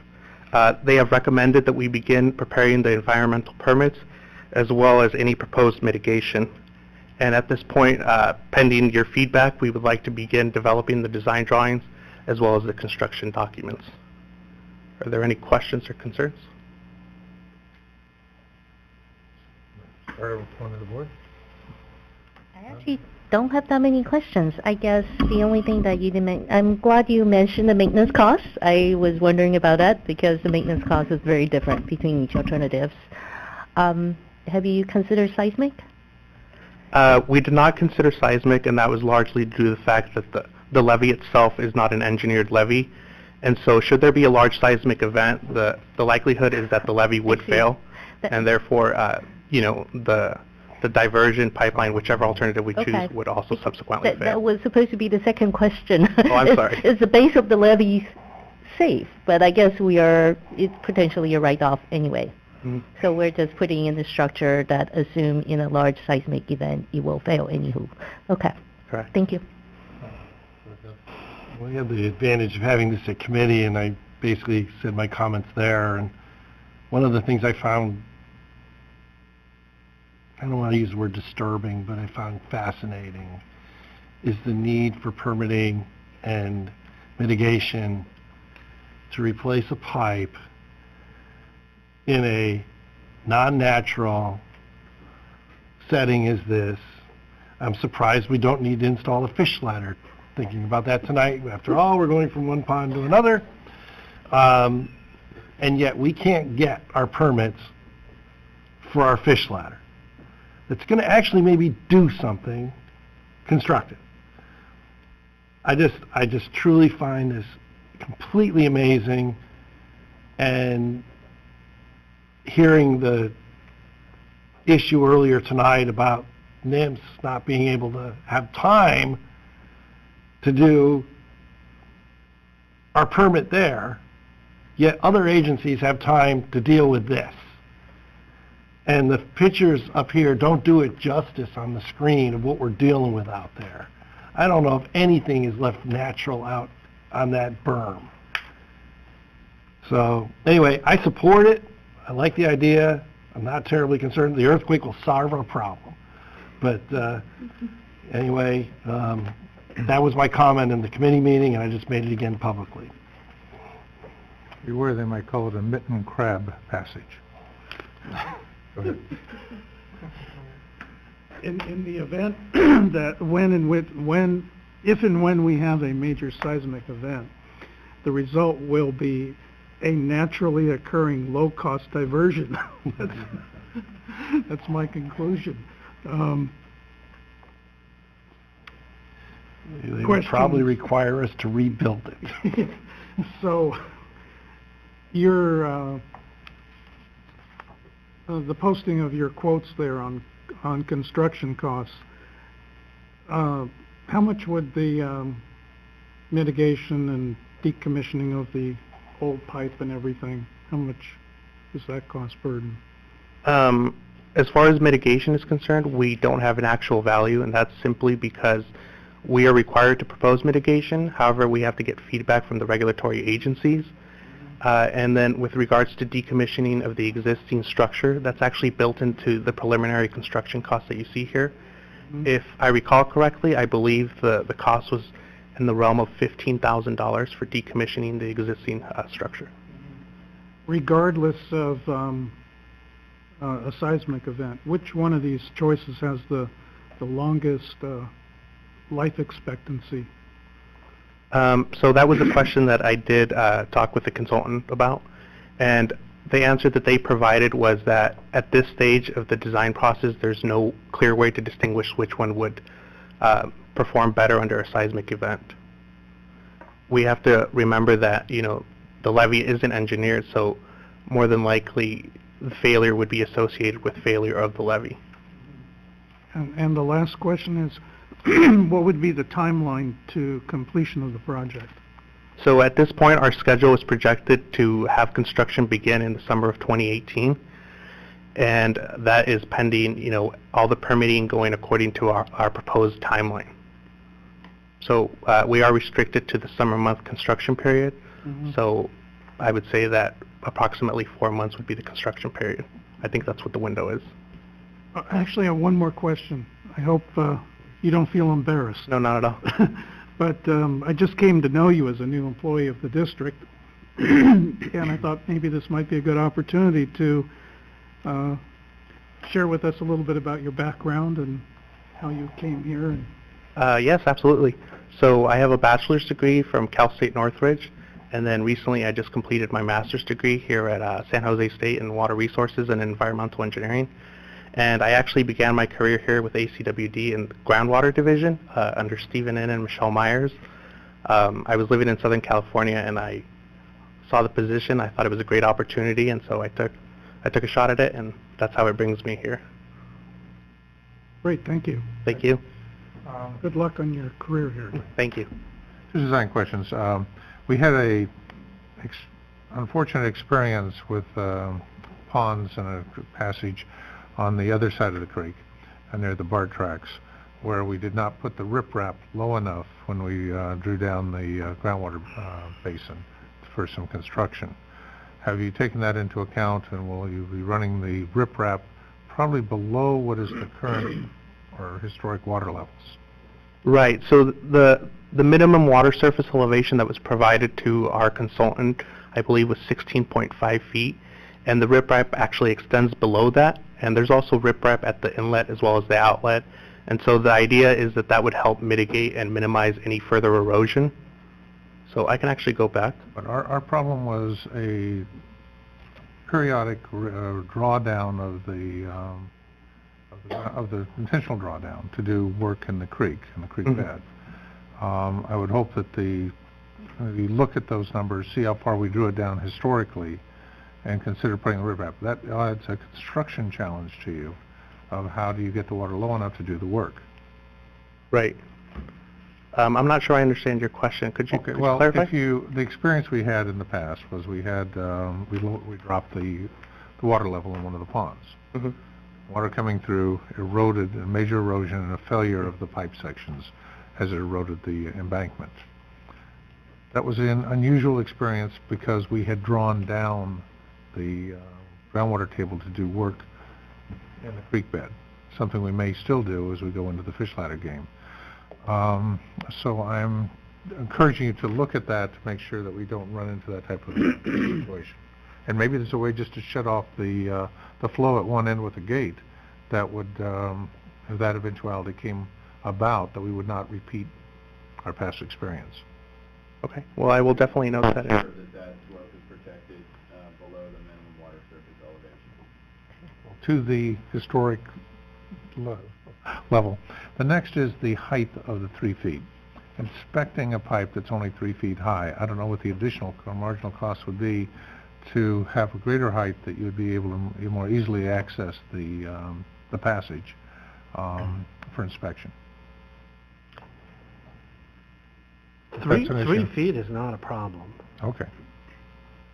I've been in 3 feet pipes, and there are even people smaller than me available. As a kid, I used to crawl through the storm drains, but 24-inch storm drains. But it was, We'll drop Aziz. but throwing that out as I don't know. Can I say not? I actually quite like Director Akbari, please. Yeah. All right. Once you get to 24 inches, it gets difficult. Would make for a Less good than field 24. trip. That's fine. I'm all for it. And there's always video inspection. All right. Well, those are the two questions I have. Well, thank you. Thank you very much. Appreciate your. Thank you. Thank you. Great job. Thank you. All right. We will then move on to General Manager. Yes. 6 point. Did you want a quick 5 minutes? Oh, yeah, we need a 5-minute break. Sorry. All right. We've had a request for a 5-minute break. Real quick. Oh, okay. I'm like, is Okay. it too early? And then we'll power through GM reports very quickly, I hope. All right. I could deal with a break. Oh.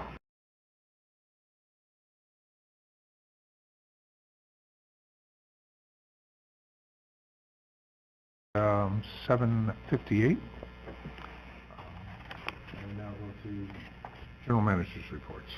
Thank you, President Weed. The first item isn't on the agenda. It's just a brief report from Mr. In regarding a letter of support that staff recently sent regarding DWR budget.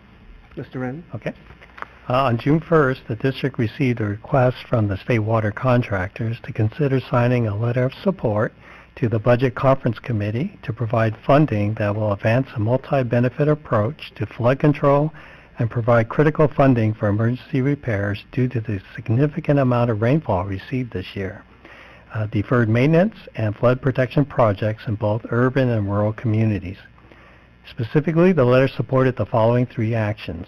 1, a request spearheaded by Senator Jim Nielsen and Assemblymember James Gallagher to provide $100 million from the general fund to address flood control needs in the Central Valley that are consistent with the Central Valley Flood Protection Plan. 2, a significant appropriation of Proposition $1 to address system-wide benefits consistent with the plan. And 3, multi-benefit projects in the Yolo Bypass and the Sacramento-San Joaquin Delta that are consistent with the plan in advance to advance both flood protection and habitat restoration. The letter also states that the water delivery system that water agencies rely on for water supplies from Northern California also perform important public safety roles for flood protection for the Central Valley, as well as providing habitat values. Given the broad public benefit of flood protection projects, the use of the general fund and available bond funds are both consistent with the plan. On June 2nd, so the request came late on June 1st, we had to respond by first thing in the morning on June 2nd, the next day. The letter was delivered to the Budget Conference Committee and signed by 12 contractors, including ACWD, along with the State Water Contractors, Inc.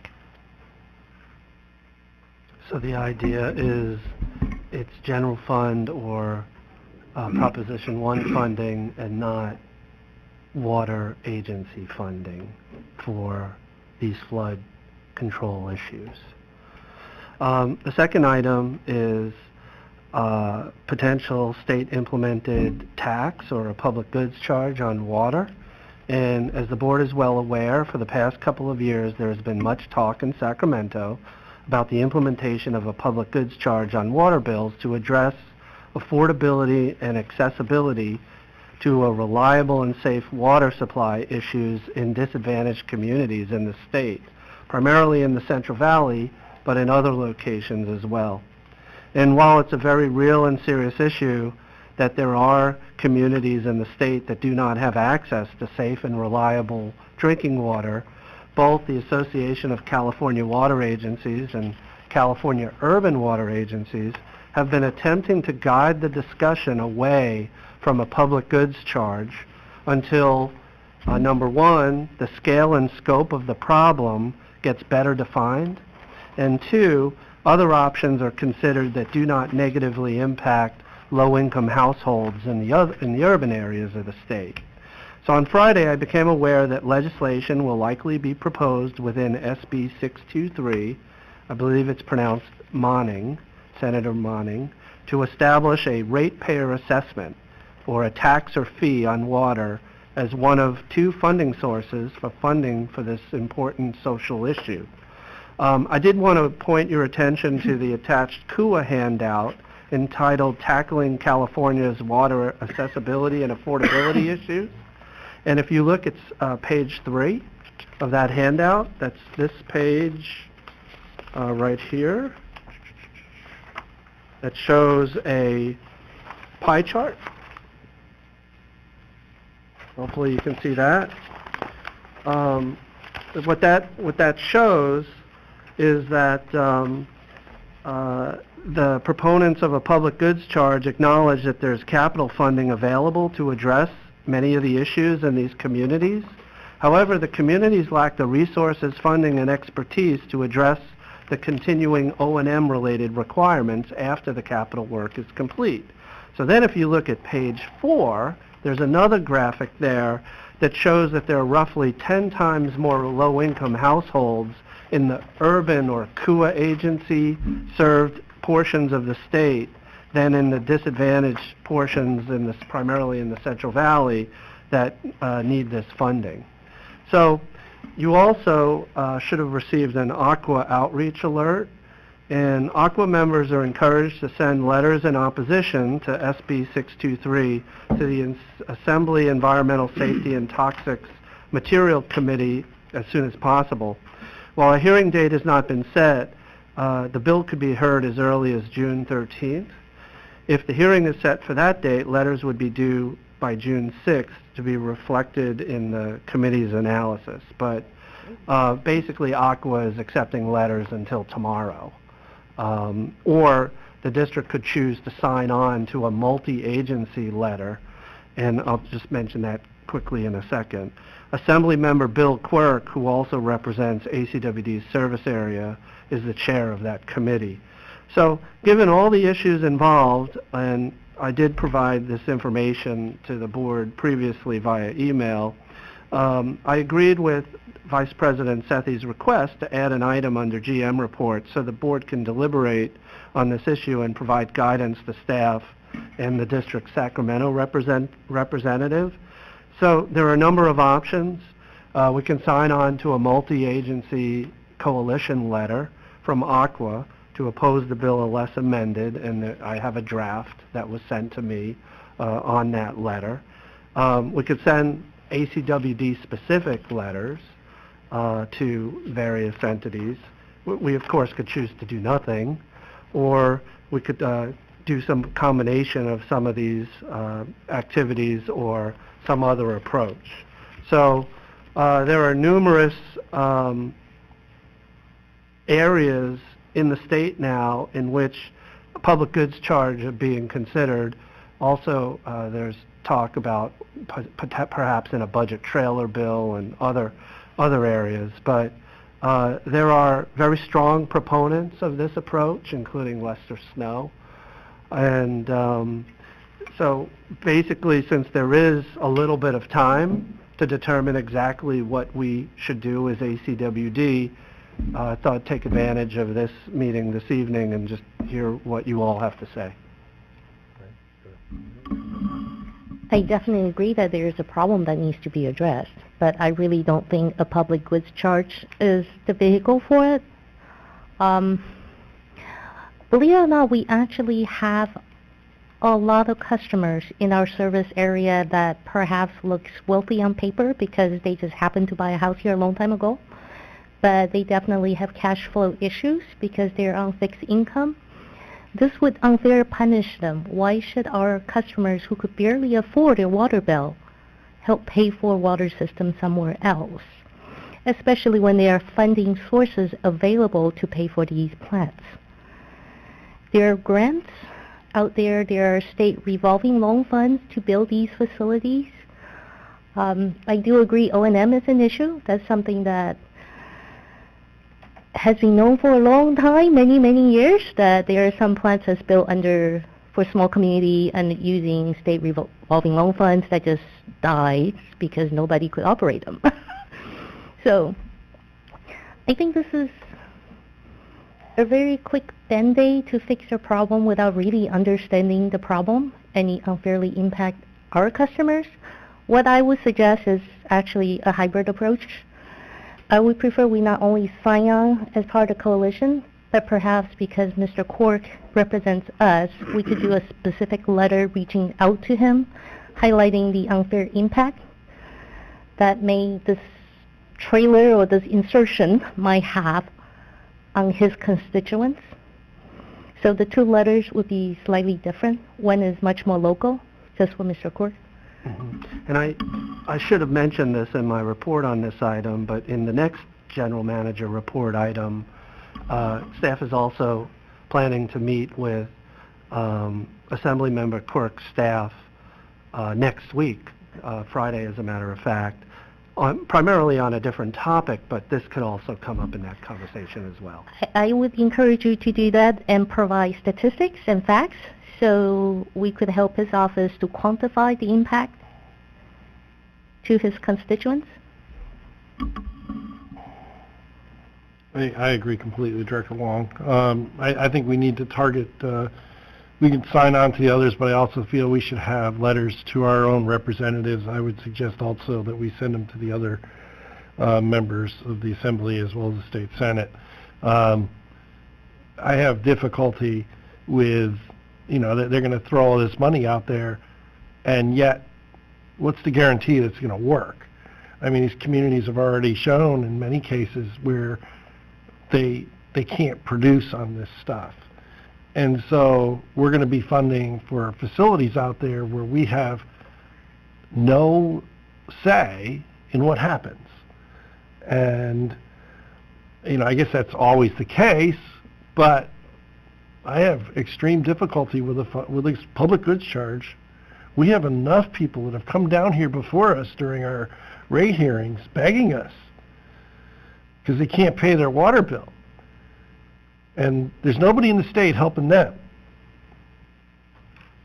And we had to figure out how to do it ourselves. Well, just because we happen to have a good government here and we're responsible, I don't know. I'll just cut it at that. I just think we need to send them letters. I agree. I'm sure staff could take care of it. And hopefully we'll get this worked out.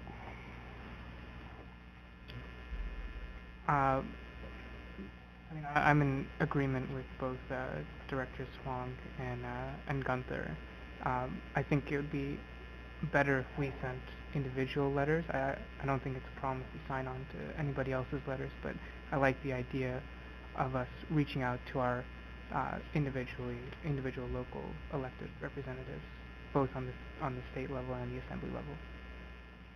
I support a dual approach as well. Sign on to the Aqua letter, plus individual letters.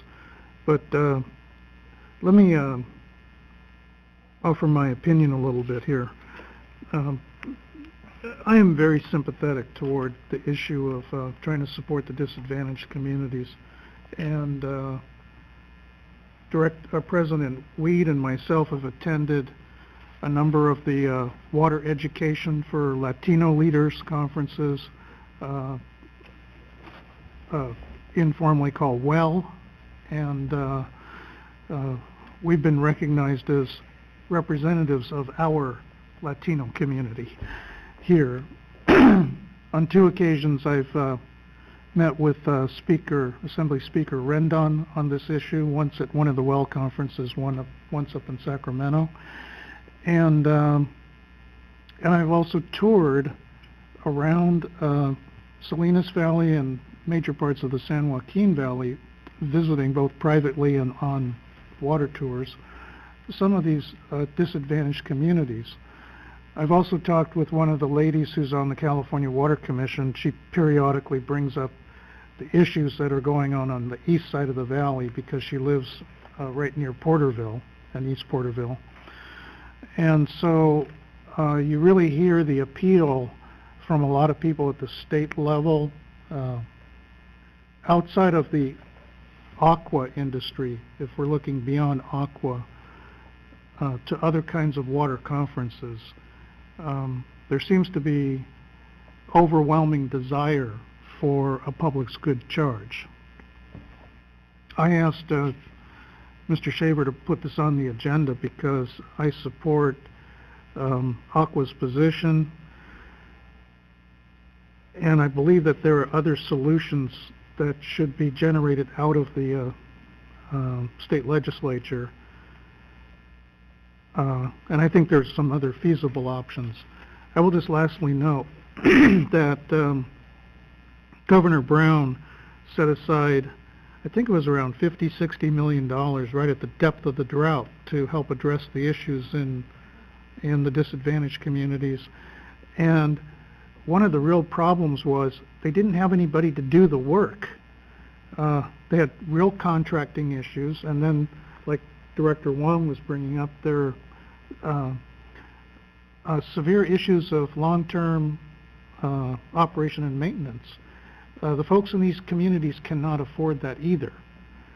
And so we have to deal with the global problem.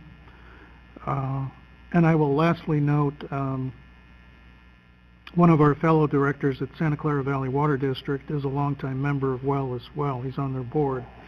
And he often brings up the issue at conferences the same way I'm expressing here. We're sympathetic to what's going on in our local communities and external communities. But he notes in the city of San Jose, just like in this document here, there are more disadvantaged people, residents in Santa Clara County and San Jose, than there are in all of the San Joaquin Valley. So we certainly have that in our community too. There's a good percentage, like Director Huang is saying. And we need to figure out other ways of helping people out. And I think we're on a path with our Help on Tap program, and if we can build up some additional sources of non-water revenue where we can expand some initiatives into our community. So those are my thoughts. Thank you. I think you have to look at this in context with other bills, such as AB 401, which has passed, and is for all disadvantaged consumers. And the state is now trying to come up with a mechanism to fund that program, including, it would include our customers and other customers as well. According to Tim Quinn, a comment made is the DWR staff had been directed to only evaluate a consumer's good charge as a funding mechanism for that bill. I find it, well, we have several issues. It is ironic that sanitary sewer bills, sewer districts were not included in this bill because they are billed predominantly on the property tax. So they did not identify a community of disadvantaged individuals. The landowner paid for the cost of the utility. That's why I'm a strong proponent of putting the service charge on the property tax bill. There's a question of what is a disadvantaged community. We've seen some state legislation that limited to populations of less than 10,000. The Feinstein bill at the federal level, as part of the California Water Fix, raised that to 60 communities of 60,000 population. They've had difficulty in identifying where these areas were. There are additional funding sources I would hope they would look at. I don't know how we get this into play, but the FERC process at the national level, about 6 years ago, the Natural Resources Committee under Feinstein had proposed taking a portion of the relatively inexpensive hydroelectric power and allowing that to be wheeled for the operation, to cover the operational cost of plants and facilities that are for treating water. And membrane technology, which is primarily energy driven, is a primary source of treatment for this. So as we go down this path, it's going to, we need a far more fundamental change in the way we approach these charges. And one, start doing it on the property tax is a simple solution. Thank you. Okay, thank you very much. I think I received the feedback that I needed. Appreciate it. We will craft our own letters and sign on to a coalition letter, and then we'll send those to the board once they go out. So the second item, which I will go through very quickly, is wanted to give the board a heads up, the entire board, that at the May 23rd Legal, Intergovernmental, and Community Affairs Committee meeting, staff and the District Sacramento representative, Ron Davis, provided an update on potential proposed legislation that would allow ACWD and potentially other county water districts to place the service charge on the property tax bill. As requested by the committee, staff has been reaching out to potential interested parties, and Mr. Davis has assisted to schedule meetings with staffs from Assembly members Kansan Chu, Bill Quirk, and Senator Bob Wachowski at the Capitol on June 16th. So Mr. Davis and I will be attending these meetings and explaining the conceptual legislative proposal. Additionally, staff is in the process of refining a fact sheet style document that is intended to facilitate interested stakeholders and others to provide input to the district on this concept. Staff will provide a draft to the directors when the fact sheet is complete. So I just wanted to give an update there. Quick follow-up on that, if I might. I would encourage us to seek the input and support of the Monterey Peninsula Water Management District, David Stoltz, which is a wholesaler, but has shifted many of their billings onto property tax, as well as the South Coast County Water District, which is utilizing the authority under, since they also provide sewer, to put their water, 65% of their water bill on the property tax, with great success and support of the ratepayers. So it also, I would note, if doing that raises the issue of transparency, which it's ironic that we have an industry which we received an award, 18th year in a row, on transparency, but our primary interface with the public is non-transparent. It's opaque. We don't charge our in the area of what we do. And we've had really smart people try and figure out how we work, as we did our last rate hearings, and they couldn't because we don't charge our commodity cost against related to our commodity expenses. We throw other stuff in there, and it's totally flipped. So, okay, I just have to jump in. So in terms of the transparency issue, I would say you're very unique, Director Weed. I am going to guess that most of our customers who own a property do not know how many line items charges that's actually on their property tax bill. So actually by shifting the cost to the property tax bill is actually less transparent because most people just pay it. They don't actually read it. I actually was surprised during the committee meeting when staff brought up a property tax bill to show us the line item, how many different charges there are. It's pretty amazing, and husband and I have been owning a house for almost 20 years in the district. Never dawned on me there are so many different items in there. So I think shifting it to a property tax, we'll have to have a transparency discussion because my guess would be most people will not look at it. Second point is I would encourage you to look at the minutes from our LICA committee meeting because the staff actually did a really good job explaining the difference between us, Monterey, and South Coast, and why their approach would not work for us. So I would encourage you to have a discussion with staff because they actually did a wonderful job. They did an analysis on all the legal bases on how they could shift their costs to the property tax. And unfortunately, it does not apply to us. So I would encourage you to talk to staff, and that's it. That information was not in the board packet.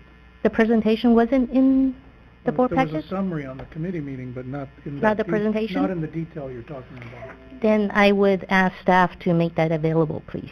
I would suggest that South Coast has some of the same, has found a way around the issue in an awkward way, but it's not prohibited, so they have allowed and use it in portion of their business to use a different under different laws, the sanitary district.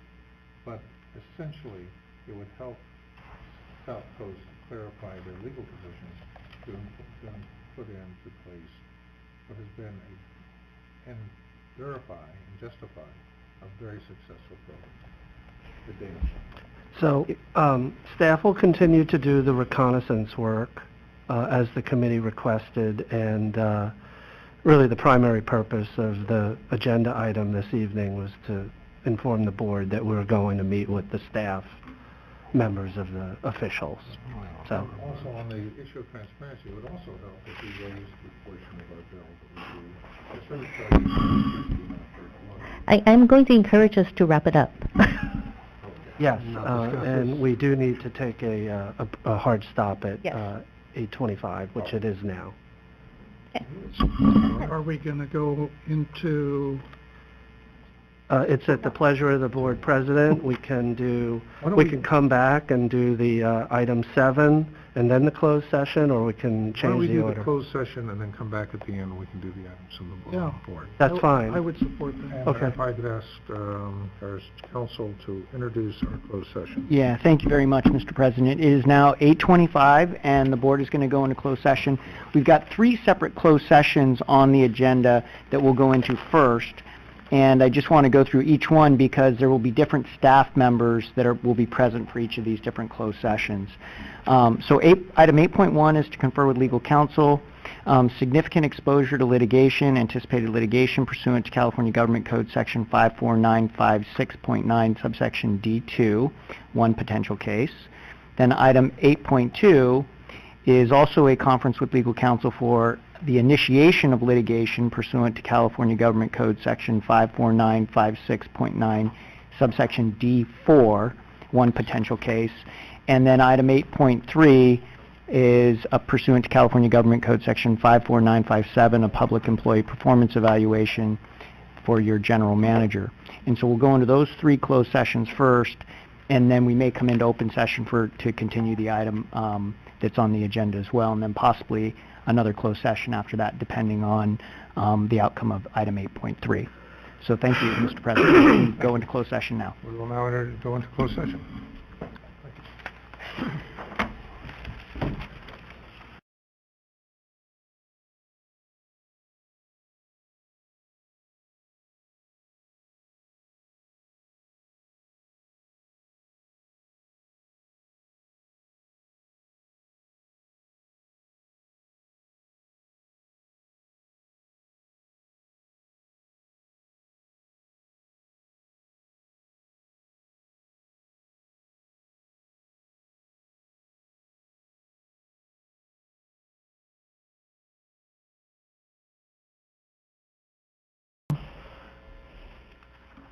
On the 9th of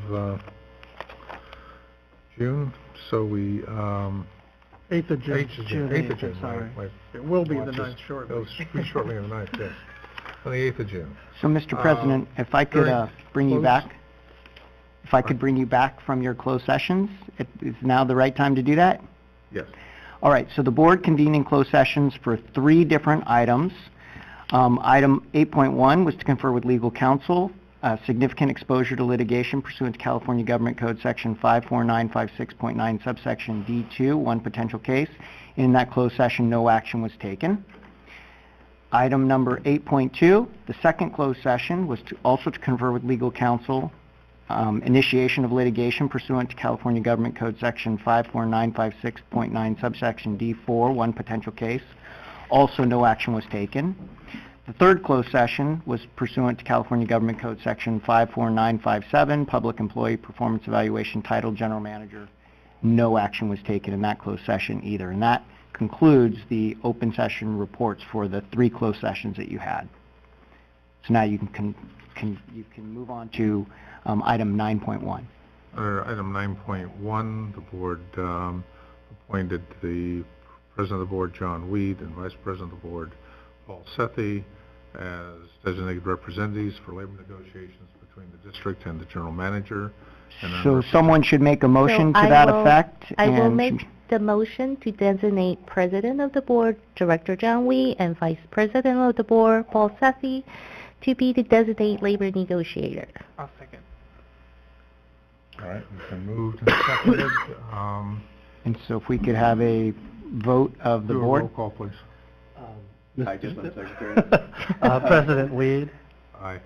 Vice President Sethy, Aye. Director Akbari, Aye. Director Gunther, Aye. Director Huang. Aye. Thank you. We will not be going into a second closed session, but under open session, consideration of amendment to an employment agreement with the general manager. Ask the district attorney to read a proposal. Yeah, so we're not going into closed session for labor negotiations tonight. So we're going to move right into the open session item, which is the consideration of amendment to the employment agreement for the general manager. And the general manager's agreement, employment agreement, provides that if the salary will be adjusted, it will be adjusted effective July 1 of each year.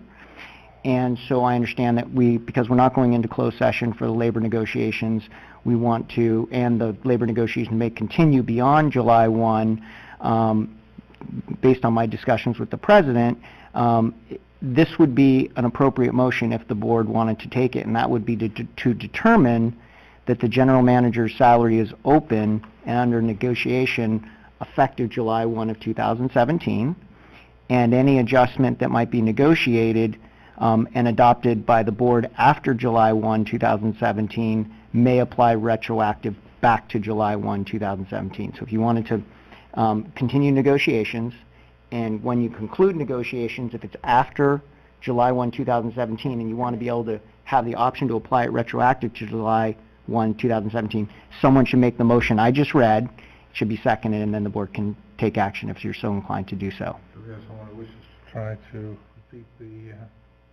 or summarize the motion? I will make the motion to keep general manager's salary negotiation open with the potential for any potential agreed upon salary increase that's agreed upon by the board may be applied retroactively. Close enough? To July 1, To July 1, 2017. 2017. Do we have a second for that motion? I'll say. It's been moved and seconded. Roll call, please. President Weed, Aye. Vice President Sethy, Aye. Director Akbari, Aye. Director Gunther, Aye. Director Huang. Aye. Thank you. Now we will, motion passed. We do have director's comments and meetings attended and agenda item request. Is there, Nothing from me. Nothing. So last Friday, I had the opportunity to attend the South Bay Engineers Club meeting, where an ACWD employee made a presentation. It was very informative. It's always nice to see our employees out in the community explaining the work that we're doing, and so I did appreciate that, and it was an excellent presentation, so kudos. thank you. Anything additional? That's the end of my comment, yeah. Okay. I've got a very quick report. So I attended the same South Bay Engineers Club meeting. Very good presentation by Beth Gentry on our decision process making for engineering. Number two, President Weed and myself attended a meeting with Congressman Ro Khanna last week on Wednesday, and I thought that was a very positive meeting. And walking out of the meeting, I felt reassured that Congressman Khanna would be utilizing us as a resource in the future, especially when there is community concern about, let's say, rates, for example, that recently happened, or something else, where he may want to check in with the district first before taking a position on something in a public meeting. I also wanted to backtrack. About a month ago, I did a presentation for the Kiwanis, Tri-City Kiwanis Club, and I was asked to give a presentation on the reasoning for our recent rate increases. And so it was very well received. I got a lot of questions from the members, and found it very beneficial, all the feedback that I got. Last Thursday, I came to the district here and attended the landscape gardening class. I have to tell you, I try to come to as many of these as possible because you learn so much at each one, different things about conservation, landscaping. Last week was about all of our rebate offerings on rain barrels and everything else. We had about close to 40 people here from the public, and like I do each time, I came here about 45 minutes ahead of time and, greeted everybody and got into conversation. So I was really picking up a lot of good information from folks' feedback. One of the things that came up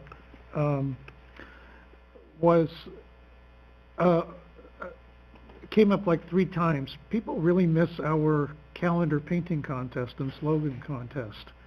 So I'm hoping that as we take a look at new educational initiatives in the community that we can revive that. I think we had it for 15, 18 years. It's sorely missed.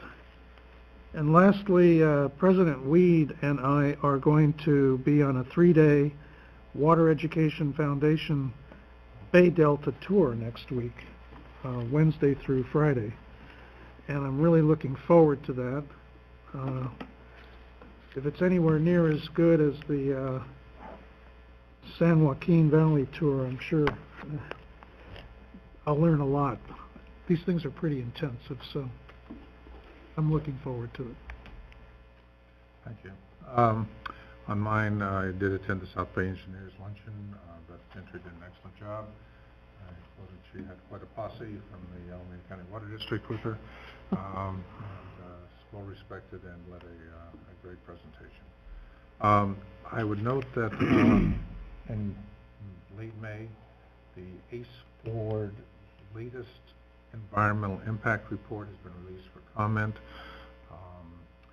The issue is important to ACWD in that we potentially additional tracks adjacent to pits T1, T2, Kaiser Pit, as well as significant additional freight traffic through Alameda Creek are envisioned in these plans. There are 5 different, or 2 separate routes that are being looked at, plus a no option. One of the routes has 2 options to it, which is to use the historic rail through Niles Canyon, which the PLA is now using. The other 3 options relate to using the existing rail. 2 of those have a curved bridge immediately upstream of Rubber Dam number 3. And so I would, mitigation for that could include a number of issues for ways to reduce the risk of a chemical spill into the creek, one of which may well be the Niles Canyon Aqueduct. So with that, I finished my comments. Is there any other issue for the board?